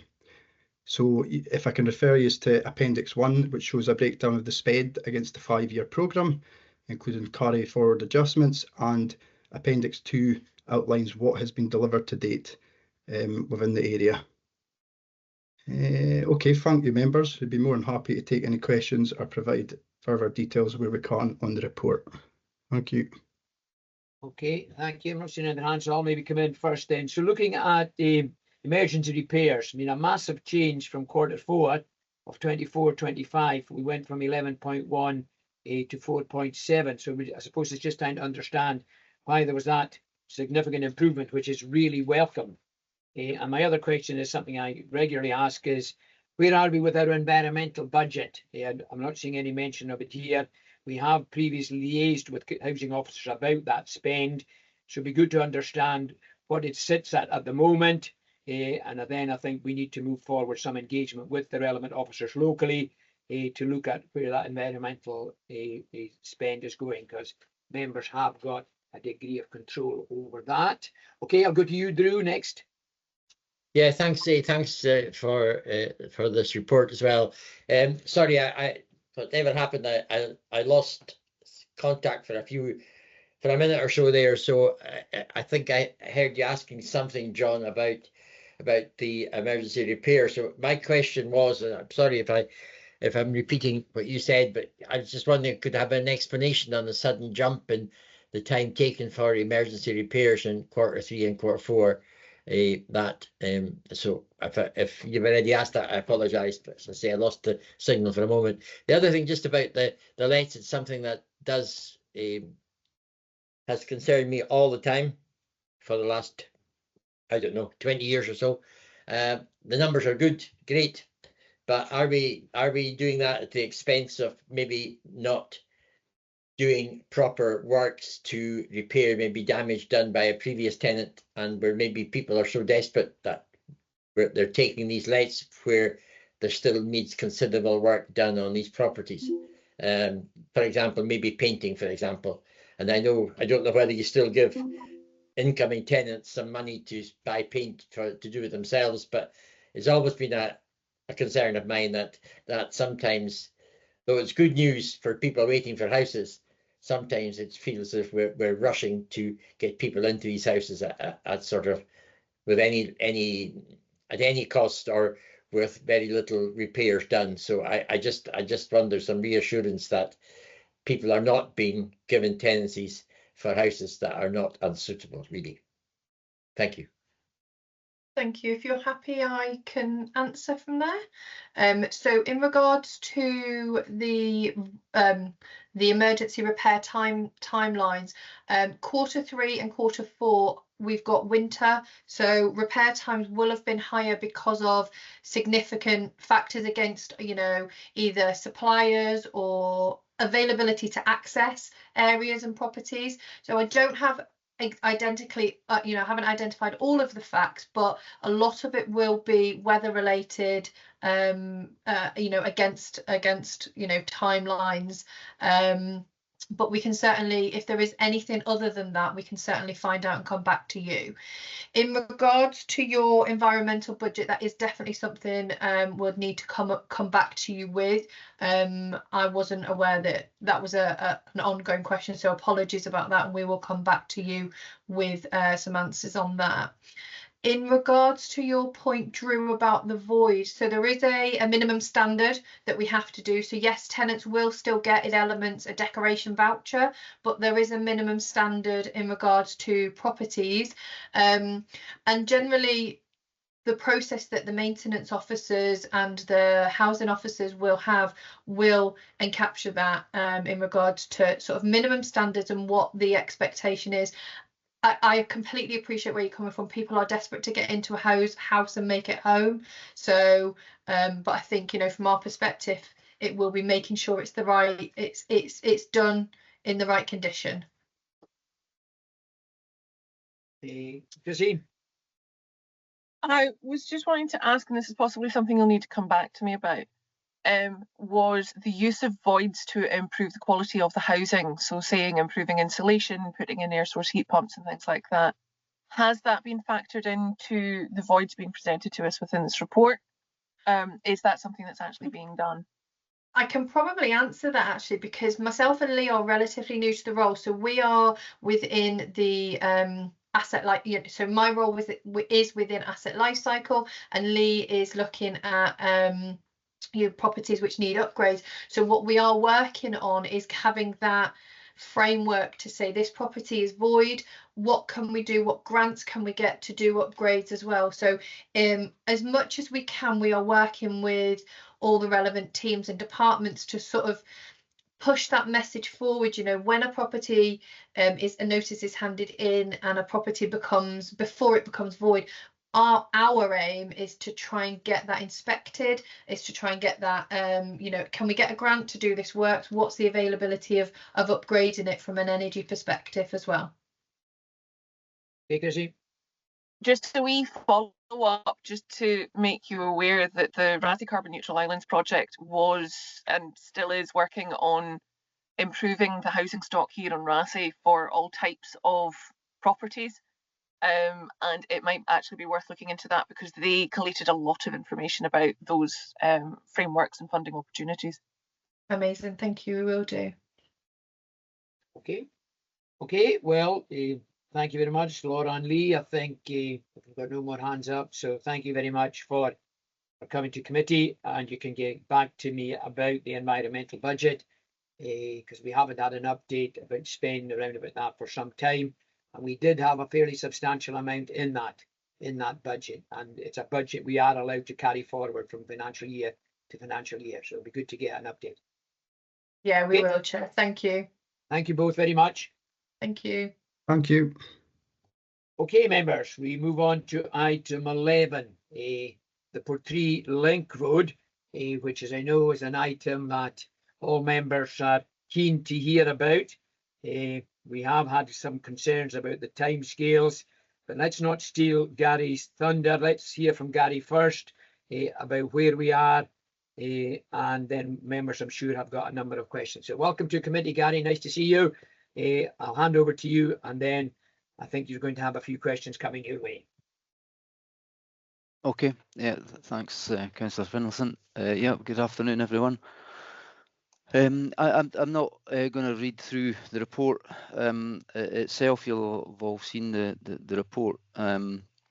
So you're obviously asked to note the content of the report. Since writing it, I can confirm that the tender documents and drawings are completed and they have been uploaded onto Public Contracts Scotland. So tenders have been invited from the 29th of August, so last Friday they were uploaded. The tender return date is the 25th of September, so we're hoping for quite a quick turnaround on the project, and so hopefully that puts us in a position where we can move forward with the tender. So it has been issued. So I think that hopefully that's good news. So yeah, happy to take any questions that members have on that project. Okay, that indeed is good news, Gary. So thanks for that. I mean, I've only got a couple of questions. I think Councillor Miller's probably got a few more, so I'm happy to come in first. Looking at the issues round about Scottish Water and the concerns that we have round about that, I mean, I suppose the question is, we did have another officer speak to us at an area business meeting outlining where the issues with the Scottish Water were, and they were sort of at the top end of where the link road is going to go. So my question was, why can't we just proceed? And with the tender document is now out, we need to proceed with haste with, I'm sure, with the other 80% of the link road. Now, I am aware that the Scottish Water issue is not new to us, because we had a similar problem when we were doing the enabling works at Dunvegan. But we found a workaround that enabled us to proceed. But I suppose this engagement with Scottish Water is of major concern. Now, that's not a Highland Council issue, I suppose, other than, are we putting enough pressure on Scottish Water officers to get things moving? How regularly are we chasing this up so that things do go ahead?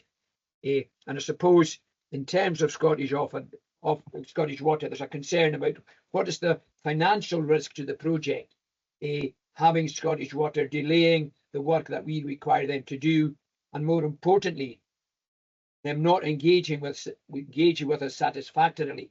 And I think, as Drew will articulate, this is a project that's been in the pipeline for so long. Pardon the pun there. So I'll go to you, Drew, and do you want to come in? Okay, thank you, Chair. Nice to see you again, Gary, and I hope the feeling is reciprocated after I say what I'm going to say. And I'm glad that you've introduced this report, because the report in front of us, which obviously was written some time ago, isn't really an update, is it, on the progress, because there hasn't been any progress really in the report itself. So your verbal update just now is fantastic news. Long overdue, but fantastic news all the same. Now I'm going to repeat myself here, because I think you've heard this before from me, but this road came up really with a basic design in the 1990s, and it was, so I'm going to give you a wee history. So, and for various reasons, for one thing, it was in the development plan, and then because our development officer, who was excellent at her job, Katrina McLean, advised us that we should go for the funding, a challenge fund that the government had at the time, and we did that. And then, because there was a government change over, I think the Conservatives came in, they did away with the challenge funding, and the council wouldn't allow this project to come back into its capital plan. And that's where we are, I suppose, today. And that's why the road was done bit by bit, because of as the houses was being built there. But it's at least 15 years ago, Gary, that I was told, and other members who were members at the time were told, that the design work was ready to go. It was just a matter of time. The land issues, of course, and we all accept there were huge land issues with the ownership, with persuading previous owners that it was a good thing to allow the link road to go through, and of course the decrofting, etc., and I believe some problem with the churches. So that's accepted. But this latest tale of Scottish Water is honestly beyond my comprehension. I cannot understand how officials were not talking, as our chairman just said, with Scottish Water, putting pressure on them, because, 15 years ago, those pipes had been there for probably 40 years. So we all knew the pipes were going to be there. We knew probably maybe even 20 years ago that what the exact route was going to be, because there was two routes originally. I'm sure you'll maybe remember that. One was going all the way up to Torrebig Junction, and the other one is the one that we eventually decided should come out onto the A855, just where it's supposed to come out just now. So I just don't understand how Scottish Water had not been taken on side long before now. Now, what's really sort of galling me a wee bit as well is in 5.3 of the report, it says that the Portree Link Road is also a key component of the Skye and Raasay investment plans, and plans which is currently being prepared by the Highland Council But even since March 2025, we were told that the road, first of all, would be completed by December of this year. And then a few months later, we were told, oh, it's been delayed without a real reason for that delay until March 2026 completion date. Now that was, I think, was because it was going to be, contract was going to be awarded, I think, in June or July. So now that it's only just gone out for tender, so the completion date now will be, I think, probably middle of the summer next year. So again, this is holding up housing projects, which are due to be, hopefully, I think Compass are supposed to be starting on a project within the next few days on connecting up to what we call the road to nowhere at the moment, which for a little while was turned into a traveller's camp. There's huge work to be done there. So housing has been delayed. Repairs to the A855 have been delayed because the roundabout's going to be going in at some stage, and therefore there's no point in doing road repairs. So that's been delayed. And of course, there's maybe other developments happening with the Housing Association.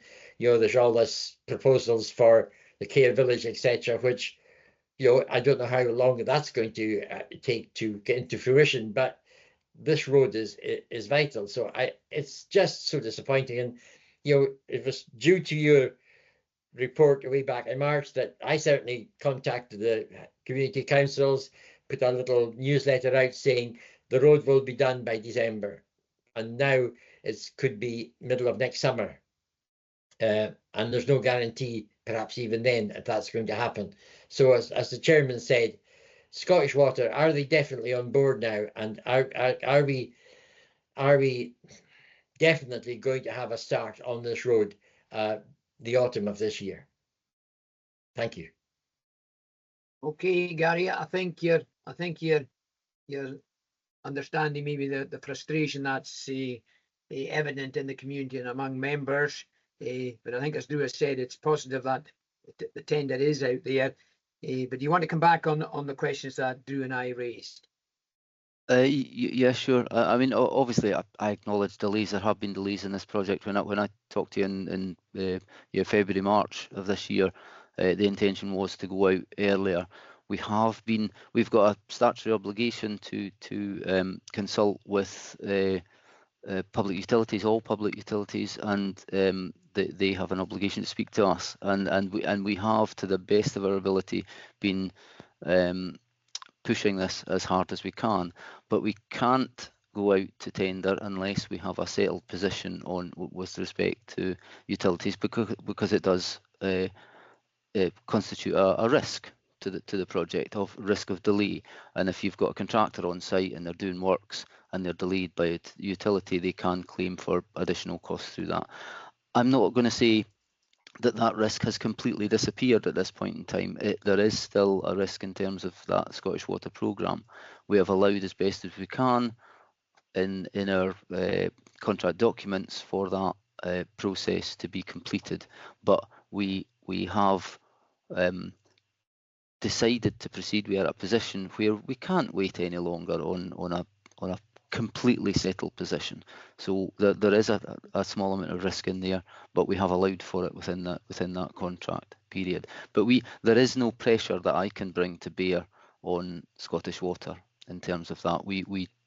There's an application process and there's a discussion process, and it has been complicated in this particular circumstance, because we don't want to divert a water main for the road project that then doesn't suit the subsequent housing. So we have to coordinate that so that everything in terms of that, the housing developments is also meshes into our works programme and the diversions that we're putting in place.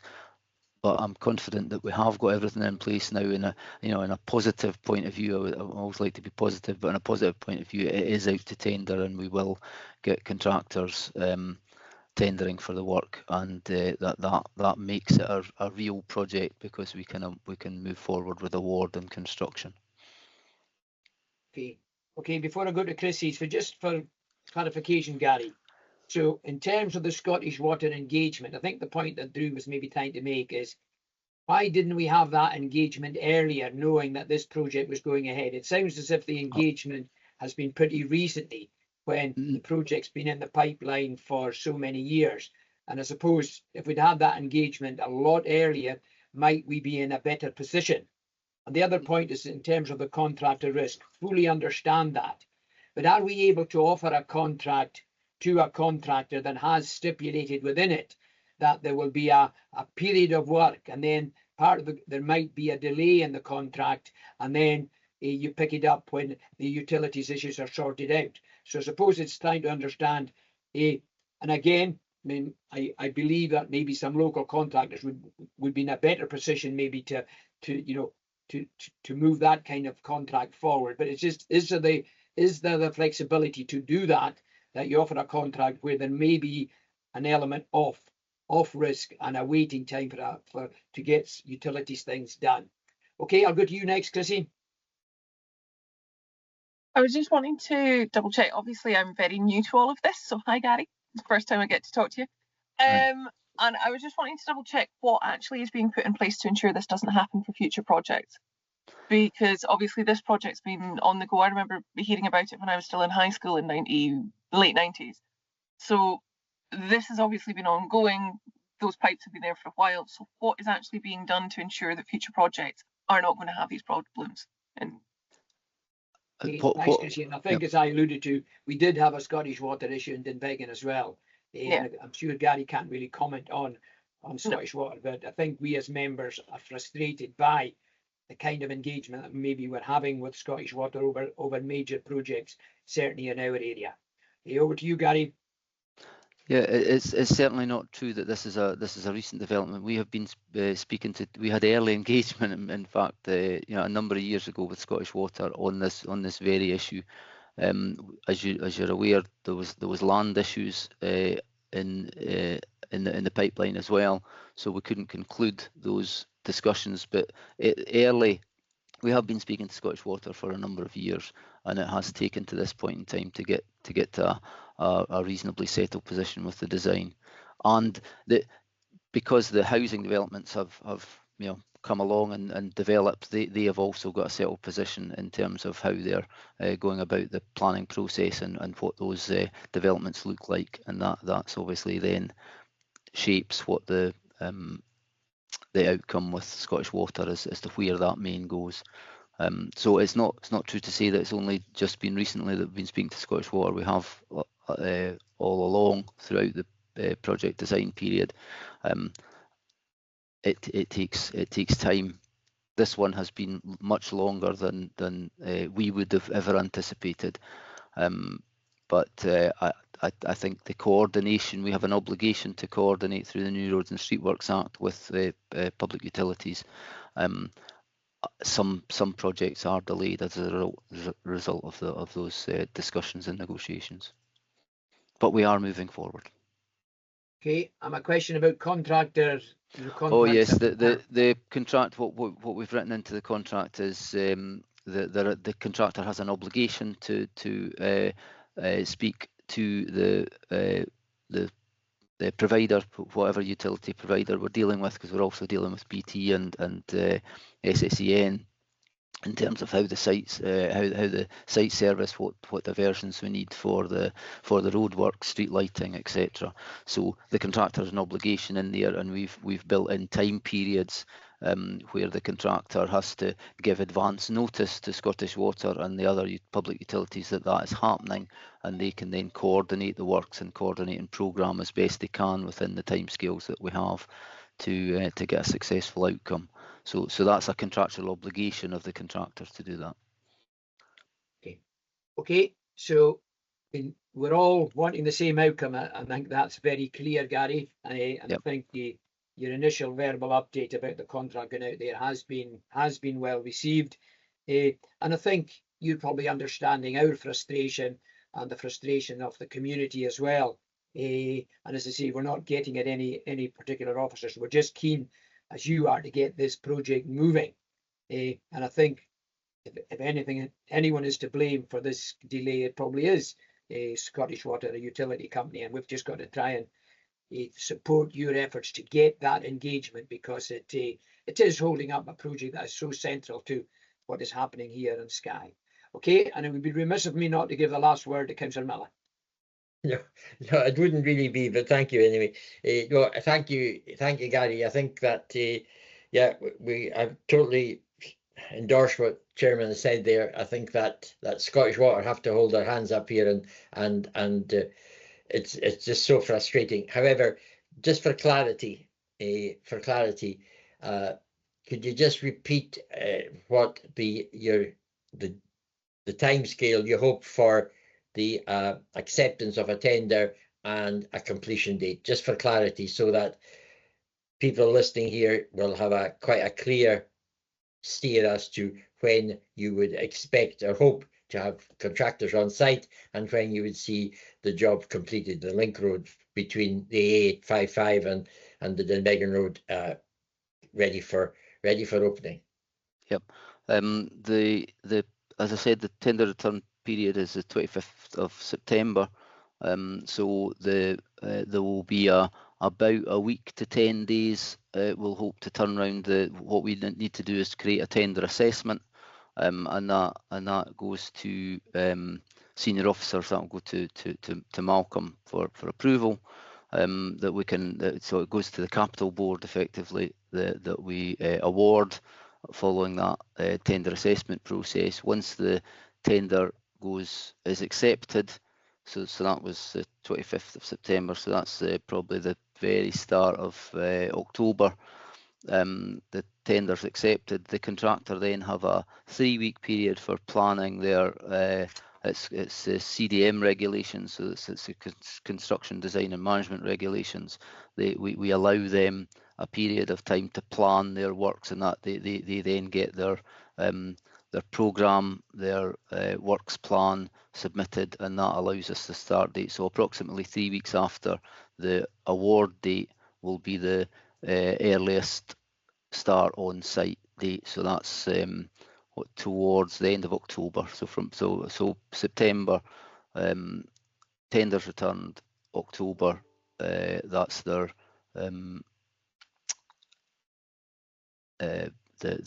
start on site, and then they have the construction period. So your estimate at the beginning of the project that it will be, it's not going to be March. I know we had an estimate of March, but it is going to be beyond that in terms of completion. So it will be into the early summer months of next year.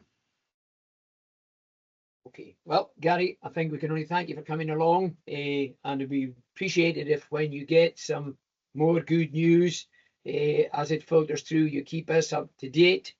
And it might be that we'll have a Christmas party to celebrate some major achievements and landmarks by Christmas. But okay, yep. I mean, I think you've been very candid and honest, and I think hopefully you appreciate that we were trying to be the same. So yep. Thank you for your time. Okay, yeah, much appreciated. Bye now. Right. We only have 2 Christmases left, Chairman.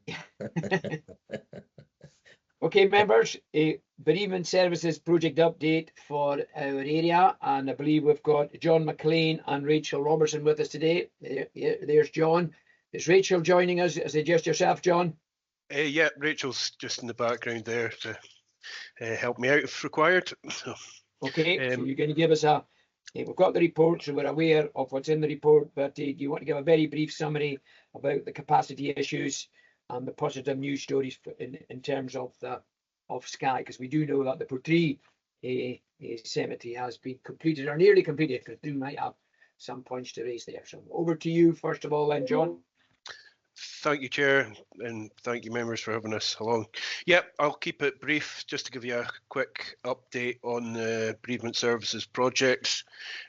Just to the background there, in the Skye and Raasay area, we have 40 burial grounds. Of these 40, 20 are operational and 20 are closed. And Appendix 1 gives you a breakdown of all the layer availability within the burial grounds across Skye and Raasay.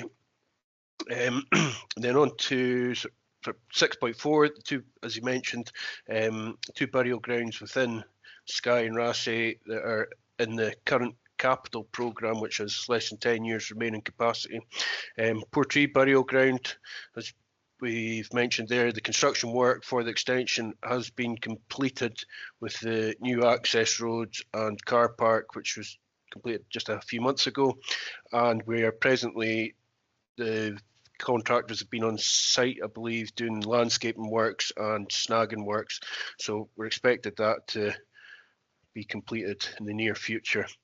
And then Dunvegan Burial Ground, it's the design works all in place, and we're just looking for that to go out to tender, with the construction work expected to commence early next year.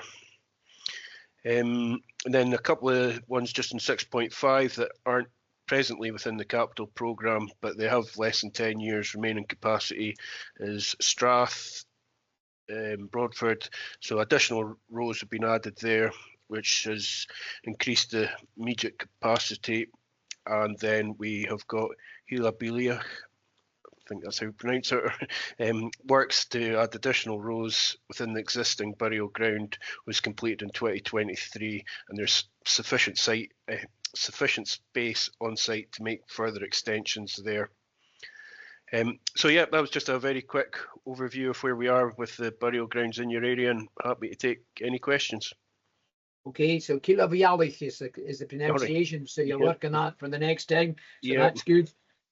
Just one point I'm looking at the Appendix 1, and we've created the extension in Portree, and they're saying the current capacity is 0.5 years. So is that without the extension? Yes. Okay. We haven't put in the details there until we've got the actual available layers, and that'll be just once the landscaping work's been completed, we'll update that. Okay, Drew. Oh, thank you. Thanks to John for the report. The Portree burial ground, I think I've already in headquarters congratulated your staff and the contractor for what I think is an excellent layout, and looks really good, and should get most of the car parking off the road, which would be good. You should have received a picture today from Willie McKinnon regarding some I'll just describe it as a hole outside the fence, which has been left with plastic scaffolding round about it. You should have received that picture this morning, and just some concerns as to why it's been left for so long. This hole. It looks to me, when each time I'm passing it, I have a look in. I'm not really a qualified electrician, but it looks to me like there's some electrical sort of plastic tubing there with wires in it. I don't know what it's for, and I don't know whose responsibility it is. I spoke to some very nice man working for BEA the other day at lighting going down the trunk road, and he thought it was a council hole rather than a Beer Scotland hole. So Willie McKinnon was going to send you the picture today, so you should have got that. But anyway, it doesn't matter if you haven't. I just really would like to maybe get some update from you to our ward members as well, maybe a ward business meeting sooner rather than later, as to when you would expect the snagging and landscaping to be finished. I mean, you know that there's an issue with one of the local undertakers about getting access to the part of the old cemetery if they have to with the hearse, and also the landscaping. I mean, I've stopped there quite a few times, mostly in the last few weeks, and been taking pictures. I noticed there was somebody working at their landscaping, but it seems to me there's a huge amount of landscaping needs to be done. There's the soil on the big bank from the main road down to the car parking. There's a huge amount of stone and everything in there. I don't know what your plans are for how you're going to landscape it, and also I think I've identified to you through Alan Yates as well my concern about the path network that's going in there. There doesn't seem to be any edging on the paths, so that gravel is just going to spread from the paths into the ground. And if you're going to be grassing it, then obviously people cutting the grass are going to have these gravel in there. So I don't expect you to answer all this today, but it would be good to get an update from you for our ward business meeting sooner rather than later. It'd also be good once to have an idea for the public as to when they can expect any layers to become available. So I know that's not possible at the moment, but it would be good in the near future to get some sort of timelines on that. Welcome you to Megan Burial Ground work there, and it's be sensible to have the construction started in the spring rather than in the winter, so that's good. I just wondered in your report, because I didn't see anything, maybe it would be good to get an update on the future of the Skye Burial Ground. At the moment it's closed, so at the moment that's only putting pressure on Edinburgh, whereas probably would be the destination for some people from that area. If they were needing to go to a burial ground, it would probably be Edinburgh, so that's pressure going on that.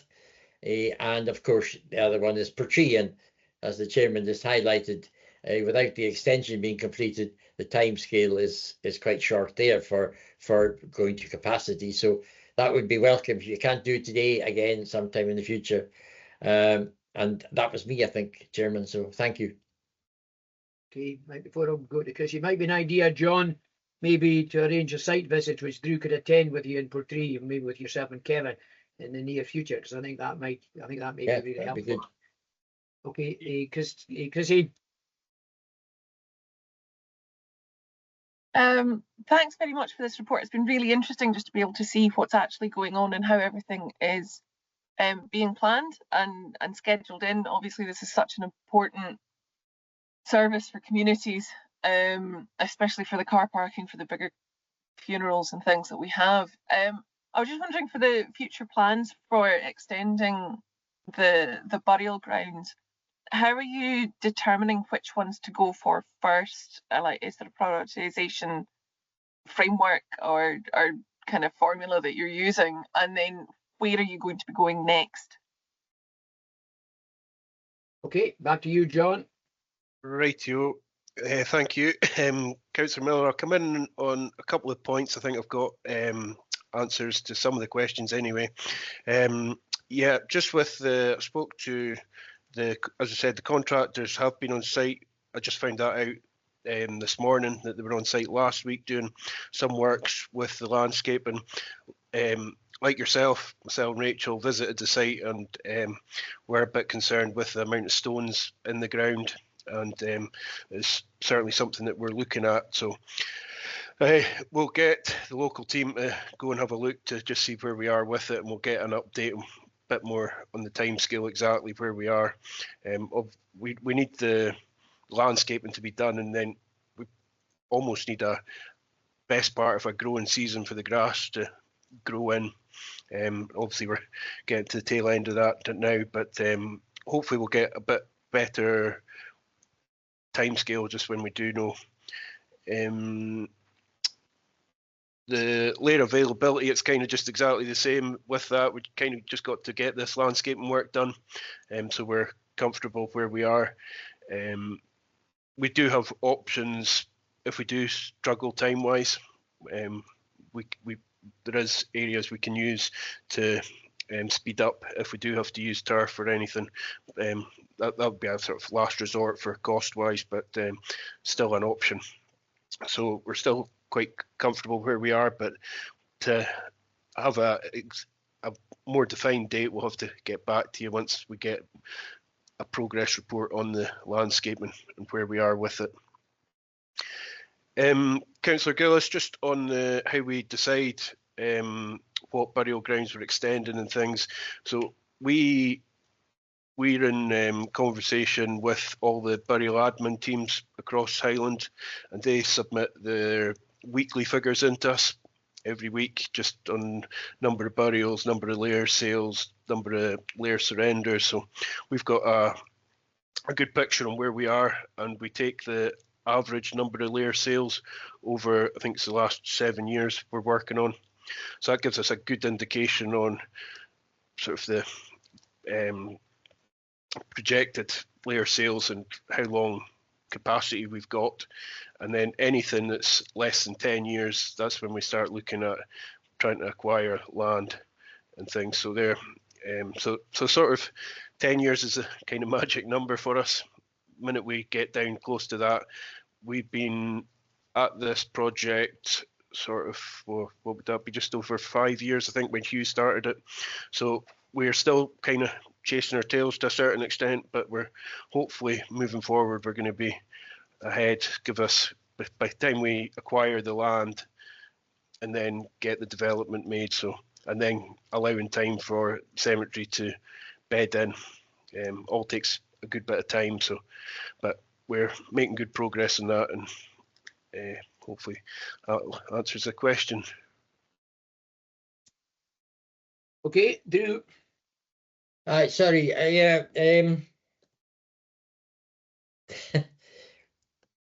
Okay, the hole in the ground. Sorry, apologies. My phone actually was switched off this morning, and I believe Williams sent the picture there, so I haven't actually seen it.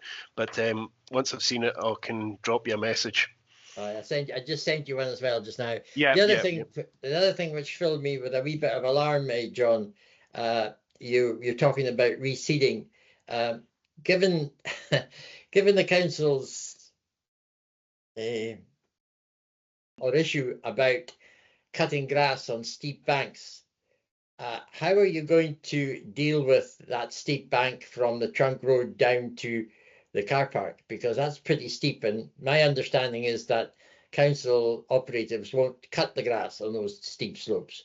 So that's why I asked you earlier about what you're looking at in terms of landscaping, because that is pretty steep slope. In fact, because I know spoken to Kevin about the car park at Bayfield, where there's a bit of a reluctance to cut that bank, and this one at the cemetery is a lot steeper. So that's why I'm asking you, maybe we could have some conversation, maybe as the chairman said, meet you on site, or could you maybe speak to us at one of our ward business meetings as what your plans would be?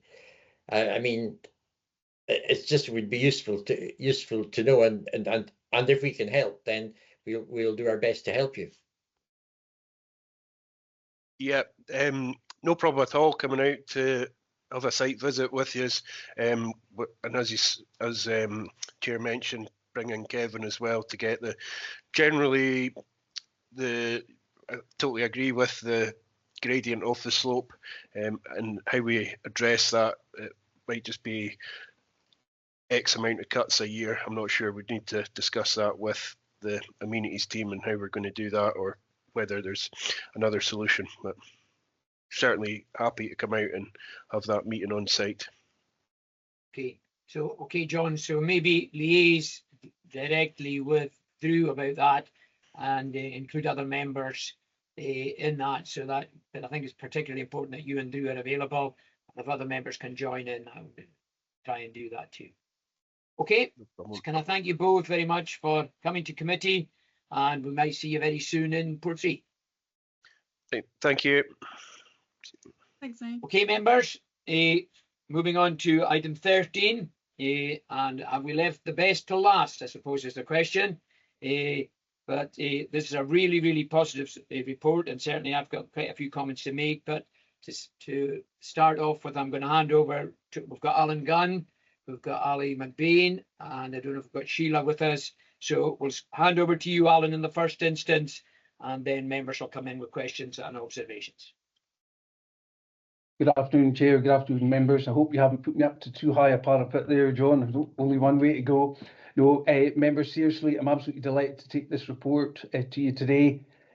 We've committed to providing accurate reports on what we're doing at the store with your help, and we will continue to do that involving the community, including taking transparent reports to your good selves. I'll speak for some of the report, introduce some of it, Chair, if that's okay, and then I'll pass over to my colleague Sheila to take you through the remainder. So it'll be a double up between the two of us, supported by Ali in terms of any particular questions. So members, what this report attempts to do is basically bring together various data and strategic insights, I suppose, into providing you with a clear and evidence-based understanding of what we're doing at the store. The store is not just the Inniton store as a centre. It's so much more than that in terms of car parking facilities, path network, and public conveniences. So what we've tried to do is give you the most rounded report as we can, including the numbers and finances that go with that. So members, as a brief reminder, back in July 24, the Inniton store opened, commenced operations, officially opened in August 24, and has generally been, it continues to be an ever-increasing success. And Chair, I hope you don't mind if I take this opportunity of thanking John McLean and the staff at the Inniton store itself. They've done an absolutely fantastic job. And the number of times that Sheila, myself, Ali, we've ever been to visit them, they've only ever been accommodating, and they're a true credit to themselves and to the council, I have to say. Yep. Members, in terms of from an economic point of view, because at the end of the day, there's an element of economic development, what we're doing here. It also does tie in very closely with the Skye and Raasay future, the SARF plan. I think that's important, that strategic alignment within your own area for a document and a strategy that you yourselves have approved. But members also take the view, money may not be everything, but you can't do much without it. The reality is there is a need to generate income to support investment at the store and various things, including path network, as well as the commercial reality and benefits that can give, including to the Skye area. So section 7 discusses income generation in a bit more detail. And reality is, members, it's obviously people that spend the money, and what we have seen is the growth compared to prior years of the visitor numbers continues to increase. For example, 293,000 to 205,000 just 2 years ago. So whether it's through our TripAdvisor successes in terms of recognition, whether it's through social media, the store continues to be a magnet for a number of people coming to the island. So in addition to that, though, obviously the associated path network is a major draw, and I'll cover that a bit more in terms of what we're trying to do to mitigate some of the concerns that you can have when you've got a high volume number of visitors using your paths. So at 7.3 members, the store centre itself, gross sales, including VAT, have exceeded £500,000. And I think if anybody had said to us we would have achieved that, I'm not sure that I would actually have believed them, but hey ho, it's been fantastic. Excluding VAT, the sales are about 426,000. And in terms of income over expenditure, we're anticipating about 61,000 for the Inniton store, the centre itself. But obviously there's other income parts at the site. Members, July 25 offered the first insight as to comparisons to prior year. In July 25, we're 60% higher than the first month we opened in July 24. And just to show how organised Ali McBain is when it comes to finances, we've got August figures already, and August is 86% higher sales than August 24. It's unbelievable, members. Honestly, it's absolutely fantastic. And there's so many reasons for that. But one of the key things for me is your support from your good selves, support from local suppliers, and fundamentally, this has been income generated in the area that can be reinvested in the area in part as well. And I think that's a really important story, I think, and fact that we need to be clear in this. The estimated surplus for year 2 of the store centre is £150,000. May be prudent, it may exceed that. But that's our current extrapolation based on the numbers. Members, current businesses and footfall will continue to see growing demand from visitors. There's an ever-growing demand for us to sell not just local products, but products that visitors are looking to do. And I think what the store and the store centre overall has done is absolutely fantastic. Sheila will cover future developments later on in the report. Members, you may recall on the 30th of June, you received a specific report on car parking income. And I think the earlier comment about seeing the store in its entirety, as I make no apologies for including at 7.4 details on car parking income for a few reasons. The numbers are not insignificant, but also there's a clear correlation between the increase in visitors, but also the decision that you took to review the pricing strategy from April 23 and the positive income that had. Now, what I would say, Chair, was we thought after year one it would increase by about 200,000. Now, unfortunately, it was only 192,000, so I hope you can forgive me for being £8,000 out. But with the increase in visitors, but also the car park management that John and his team do, the income in 24-25 is £230,000 higher than it was 2 years ago. Not insignificant numbers. So there's various reasons for that, members, as I wrote at 7.45, a combination of revised pricing, increased visitor numbers, and enhanced car park management. It's been a genuine team effort from ourselves and officers from across the council, including in the police cluster managed by Morecambe. So members, later on in section 4, I talk about reinvestment and cost offset. My earlier comment is money isn't everything, but you can't do much without it. The reality is the use of the pass required by visitors requires investment. And we're providing over £40,000 annual investment associated with income generated from the Star to do just that. And Access Rangers and Jordan, etc., and John's team continue to do a fantastic job. What we're also doing, though, is at 7.410, if I draw your attention, that in addition to the reinvestment directly at the store site itself, income raised at the Old Man of Storr has also to date contributed nearly £300,000 for road improvement projects across your ward, including Fairy Pools, Nice Point and Coral Beach. And I think that's a really important message in terms of that generating the money, but also reinvesting it wisely under the auspices and governance of your good selves, I hasten to add. So 7.6 summarises the performance of the Old Man of Storr as an overall site in itself, and hopefully you find that totality, if you like, helpful. Members, the last section I'll cover before I pass over to Sheila is what we call their natural assets. This absolutely isn't just about raising money, absolutely not. This is actually trying to help and manage iconic sites for which we hold dearly. The reality has been that financial investment, whether it's been the 40,000 pass or £32,000 in the public conveniences, has absolutely played a key role. But it's not just about money, folks. The visitor experience rangers play a vital role in safeguarding what we do at the Old Man of Storr. And section 8.5, or the remainder of section 8 and 8.5, provides various information from Jordan, one of our Access officers, who's done a fantastic job and provides these reports on a quarterly basis. So it's not just about generating the money, it's what we actually do with it and the engagement and connectedness we have with the very people that use the site. So members, if it's okay now, Chair, I'm going to pass over to Sheila, who will take you through the remainder of the report. Thank you, Chair. Thank you. Thank you, Alan. Thank you, Chair. Good morning, members. I do apologise, my camera isn't working. I've come into a private office to ensure that there's no background noise, and unfortunately my camera's not on, but I am definitely here, you can hear me. So if I just take you through the remainder of the report, as Alan says, it's an absolute pleasure to come here today to share with you just the huge success that we are experiencing at the store. And looking at section 9, we're discussing there the local employment opportunities that have been created by the store, and we're employing 6 full-time permanent jobs at the store for local people, and that's really, really important.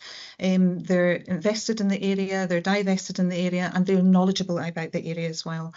As you can see from the report at 9.2, we've just recently recruited 2 visitor experience supervisors who were previously employed by Visit Scotland. Now, those individuals, their employment came to an end with Visit Scotland, and they were able to start on the following Monday with no break really in their employment, although it was different employers, with ourselves. So that's a win-win for everybody, and that's a huge success. What we're offering at the store is the broad range of skills that are required there, and it's really fantastic to see just how adept our staff are and the passion to which they commit to their different roles. And what we have provided for you there at Appendix 1 is full details of the extensive responsibilities of the different role types at the store, just so you can see exactly what they're all covering and how they dovetail with one another, and they really are a cohesive team. We're very fortunate to have them. They're fantastic. fantastic. As Alan already touched on, this is economic development we're doing here. We're not calling it that, but this is economic development. We're currently supported and we're very grateful to our 20 local suppliers. We've got over 150 local products and we're constantly reviewing those products. Recently, we introduced jewellery to the store and that's proving to be really popular. And as we move forward, we will be looking at other stock that we can provide. Very much based on customer feedback, and we're always constantly reviewing what's selling well and what are the things that people want us to supply in the store. Carbon impact, you can see there, Alan's already touched on some of the infrastructure we put into the store, and as you're aware, members, we have put EV charging into the store, and that's proving to be really successful and in demand. Very proud of the capital asset that we have created on the council's asset register at section 12 there, and at the moment that cost value is at £609,000, and that will be reviewed for financial year 25-26. We do anticipate that that will increase. Alan's already touched on the recognition that we've had, both from the council's convener but also externally from the Traveller's Choice from TripAdvisor, and we've had that in 2 successive years. In year 1 and now in year 2. So long may that continue, and I'm sure it will.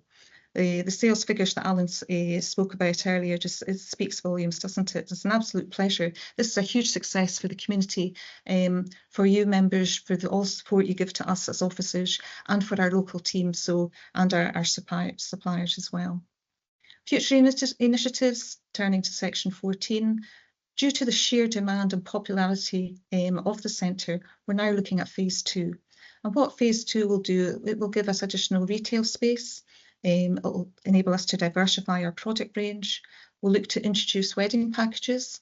Once Tyne Askeira is up and running again, we'll look to have our own independent wedding packages. And we'll look at what else can we provide from the centre in phase 2. Alan's already touched on the sustainability of the project in terms of the excess income, also the contributions we're making to Nature Scotland and to the public conveniences. And there's just a summary there for you at section 16. And we felt that was really important just to encapsulate the huge successes that we're having here, because it's not just a one-line headline, this one. There are so many benefits to the store, and long may that continue, and long may the visitors continue to come. We're both happy to take any questions, members. Okay, thank you very much to you both for that report. And initiated in November 2021, so I think I'm the only local member who's left since November 2021 who was around then. And I can remember, our earlier discussions and my keenness to see this project move forward. And this is a positive report.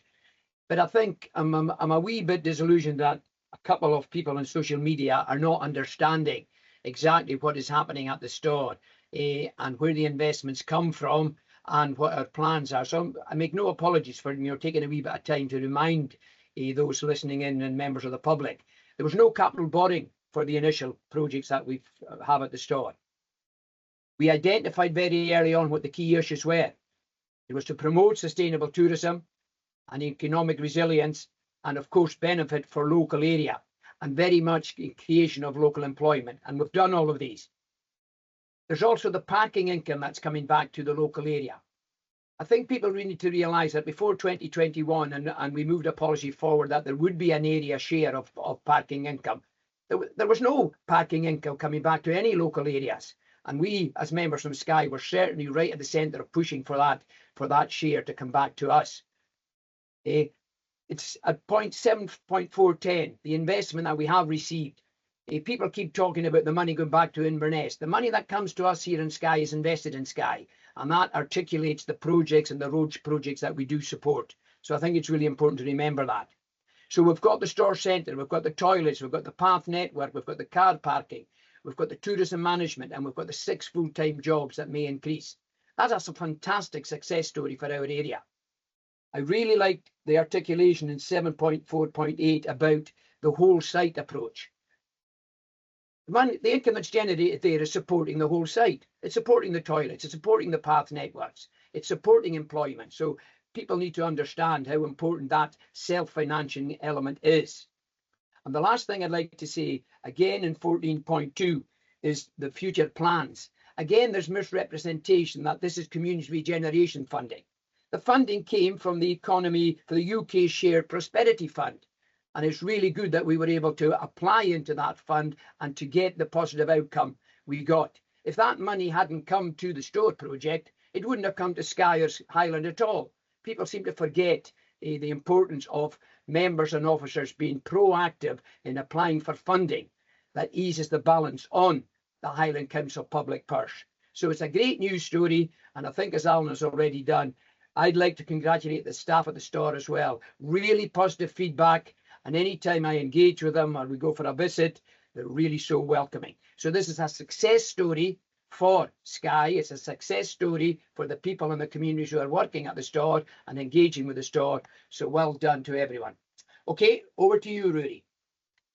Thank you, John. That's a hard act to follow, and I share your sentiment completely. This is a great news story, not just for the council, but for Skye as a whole. And one of the things that I'm sure, Alan, this will come as no surprise to you, that I'm going to pick up on is price elasticity. It's something we've had a number of discussions about in the past. And I think given the success of this, and given that there's places in Edinburgh, where parking's up as much as £9 an hour, I think we all want to make sure that we're getting the best value out of our visitor economy, and making sure that, as John said, we can continue to invest in Skye with our own priorities. So in light of the great success of this, I would like to know what assessments you've done as to price elasticity, to see how far away we are from the ceiling.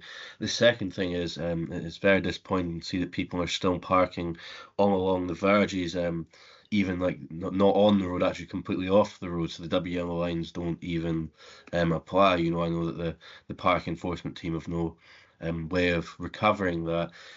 So my questions are, one, about price elasticity; two, can we extend the WL lines? And three, can we perhaps put some more physical barriers, like bollards or something, to stop people going off the road, because it's not only is it ruining the verge, it's not safe.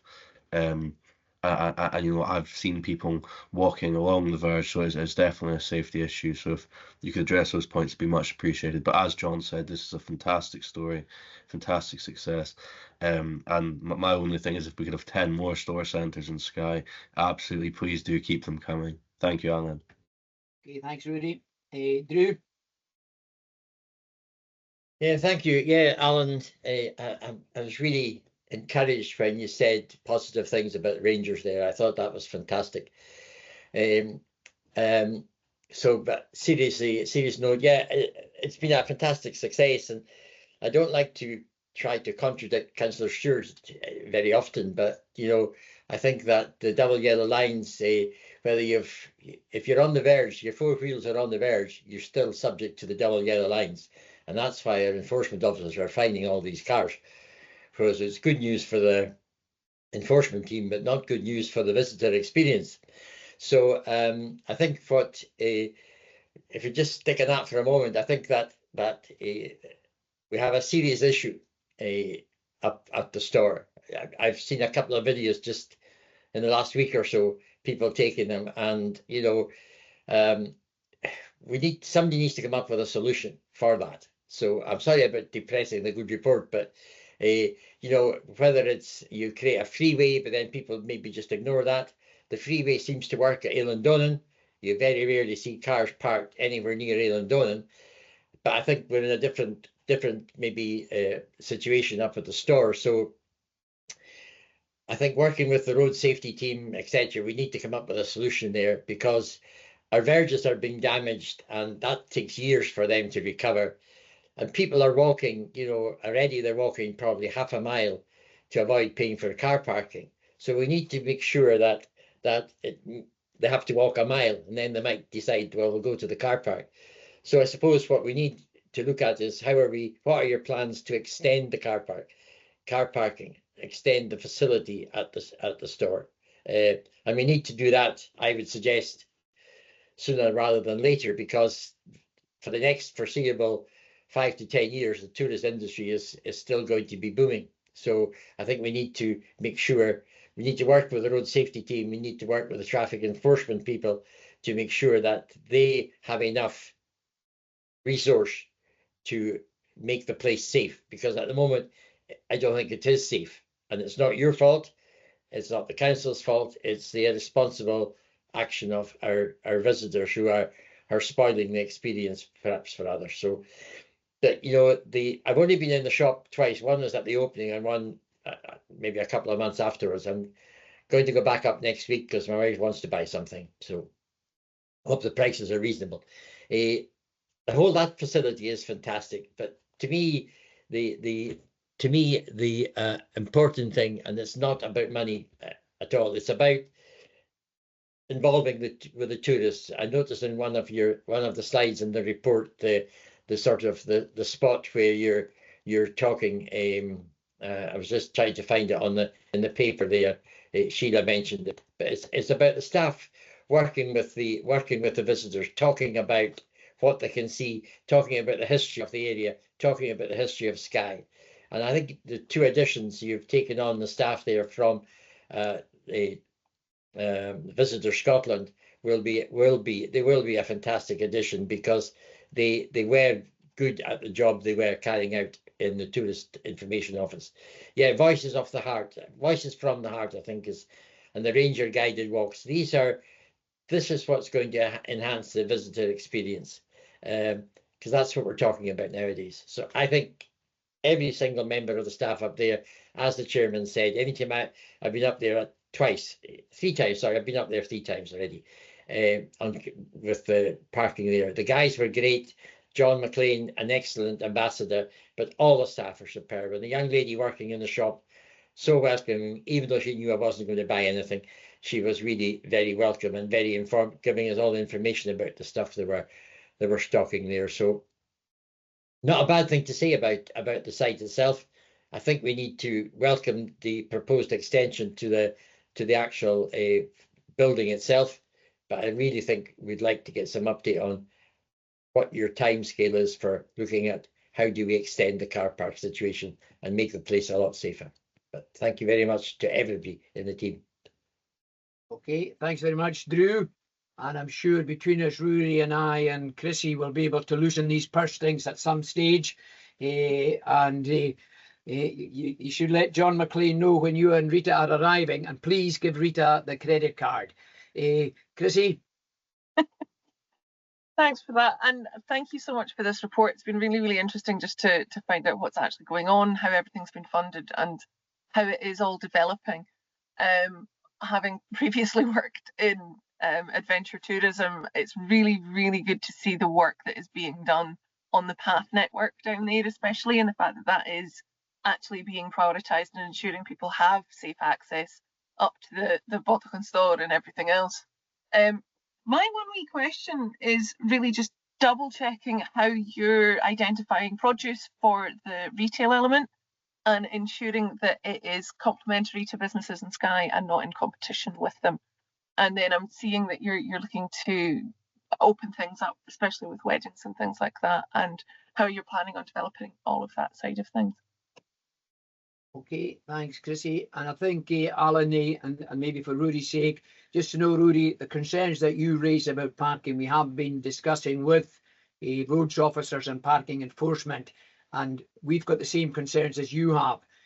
So there are ongoing discussions about how we can improve that roadside parking, because as Drew said, even though there are yellow doubles, people are still parking and seem to be happy enough to take the ticket, which seems a wee bit strange, but Alan might have more information. So back to officers now for responses to what you've heard.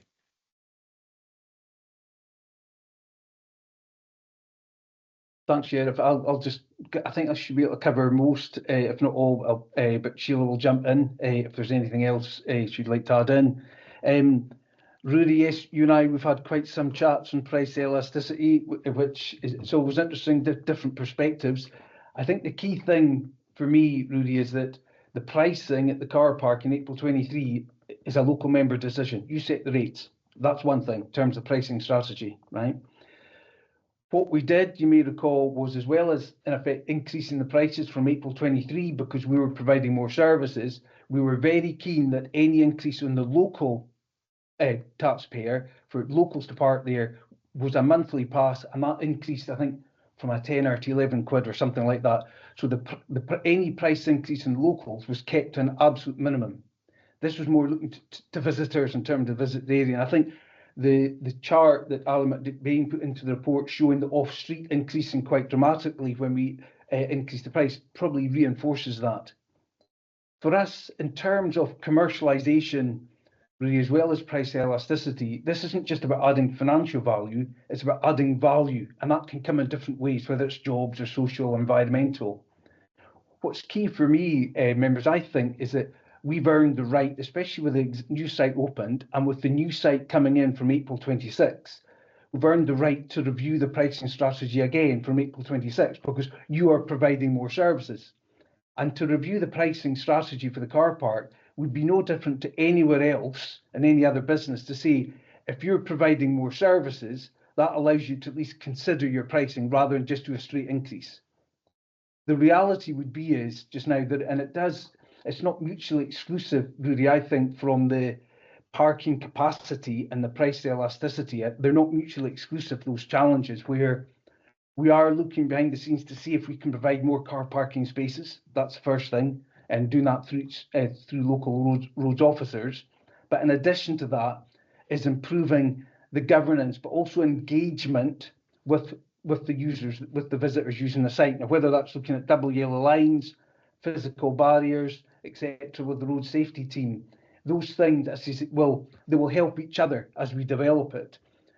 Drew, I'm with you. In terms of when the new site opens in April, I think if there's any improvements we can do in terms of either parking capacity or governance or both, I think that would be helpful. But the reality is, members, there's the visitors coming to Skye through whether it's social media or a centre, the numbers possibly are only going to increase. Hopefully not massively increase what they've done the last couple of years, but we need to be receptive to that and deal with that, not just for the greater good of the community, but of the local environmental assets that we've got.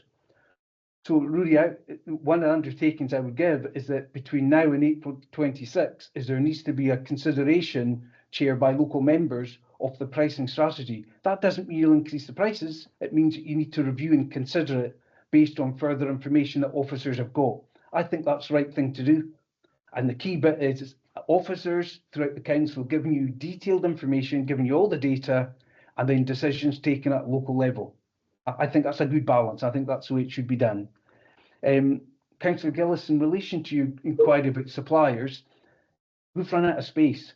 We've got a waiting list of suppliers wanting to work with us, and in a way, maybe being a victim of our own success. I don't know if that's an unfair way of describing it, but the extension will definitely help us work with local suppliers.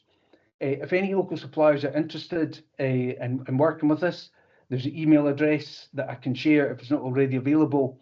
And basically, John, as the manager, picks these up and makes local contact. The reality is in this, Councillor Gillis, we're trying not to be too prescriptive in what it should and shouldn't sell.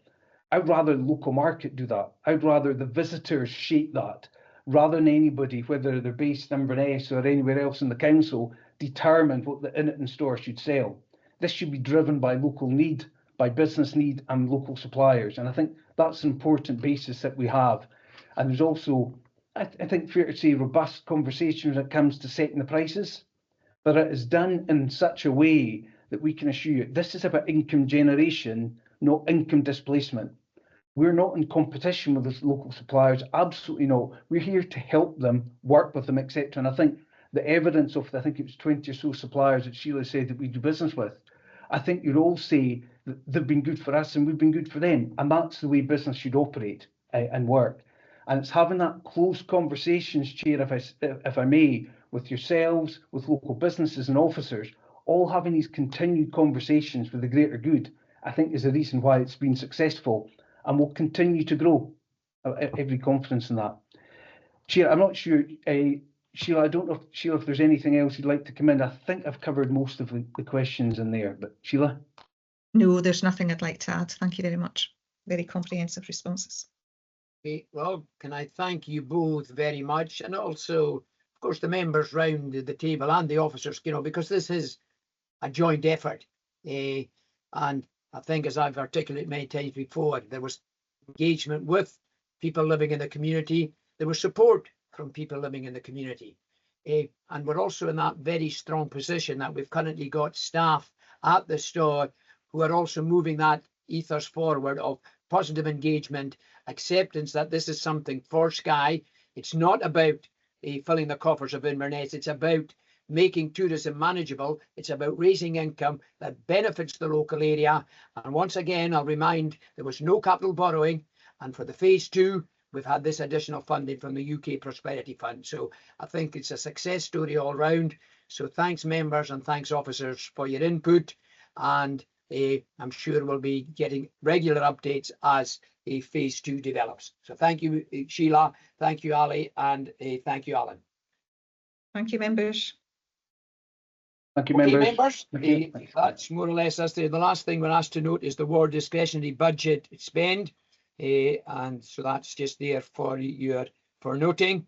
And also the minutes of the last meeting are circulated. So can I thank you all again for your attendance. I thought it was a very positive meeting today and good contributions from everyone. And we'll no doubt see you all soon. Yeah. Thanks, John. Okay. Cheers.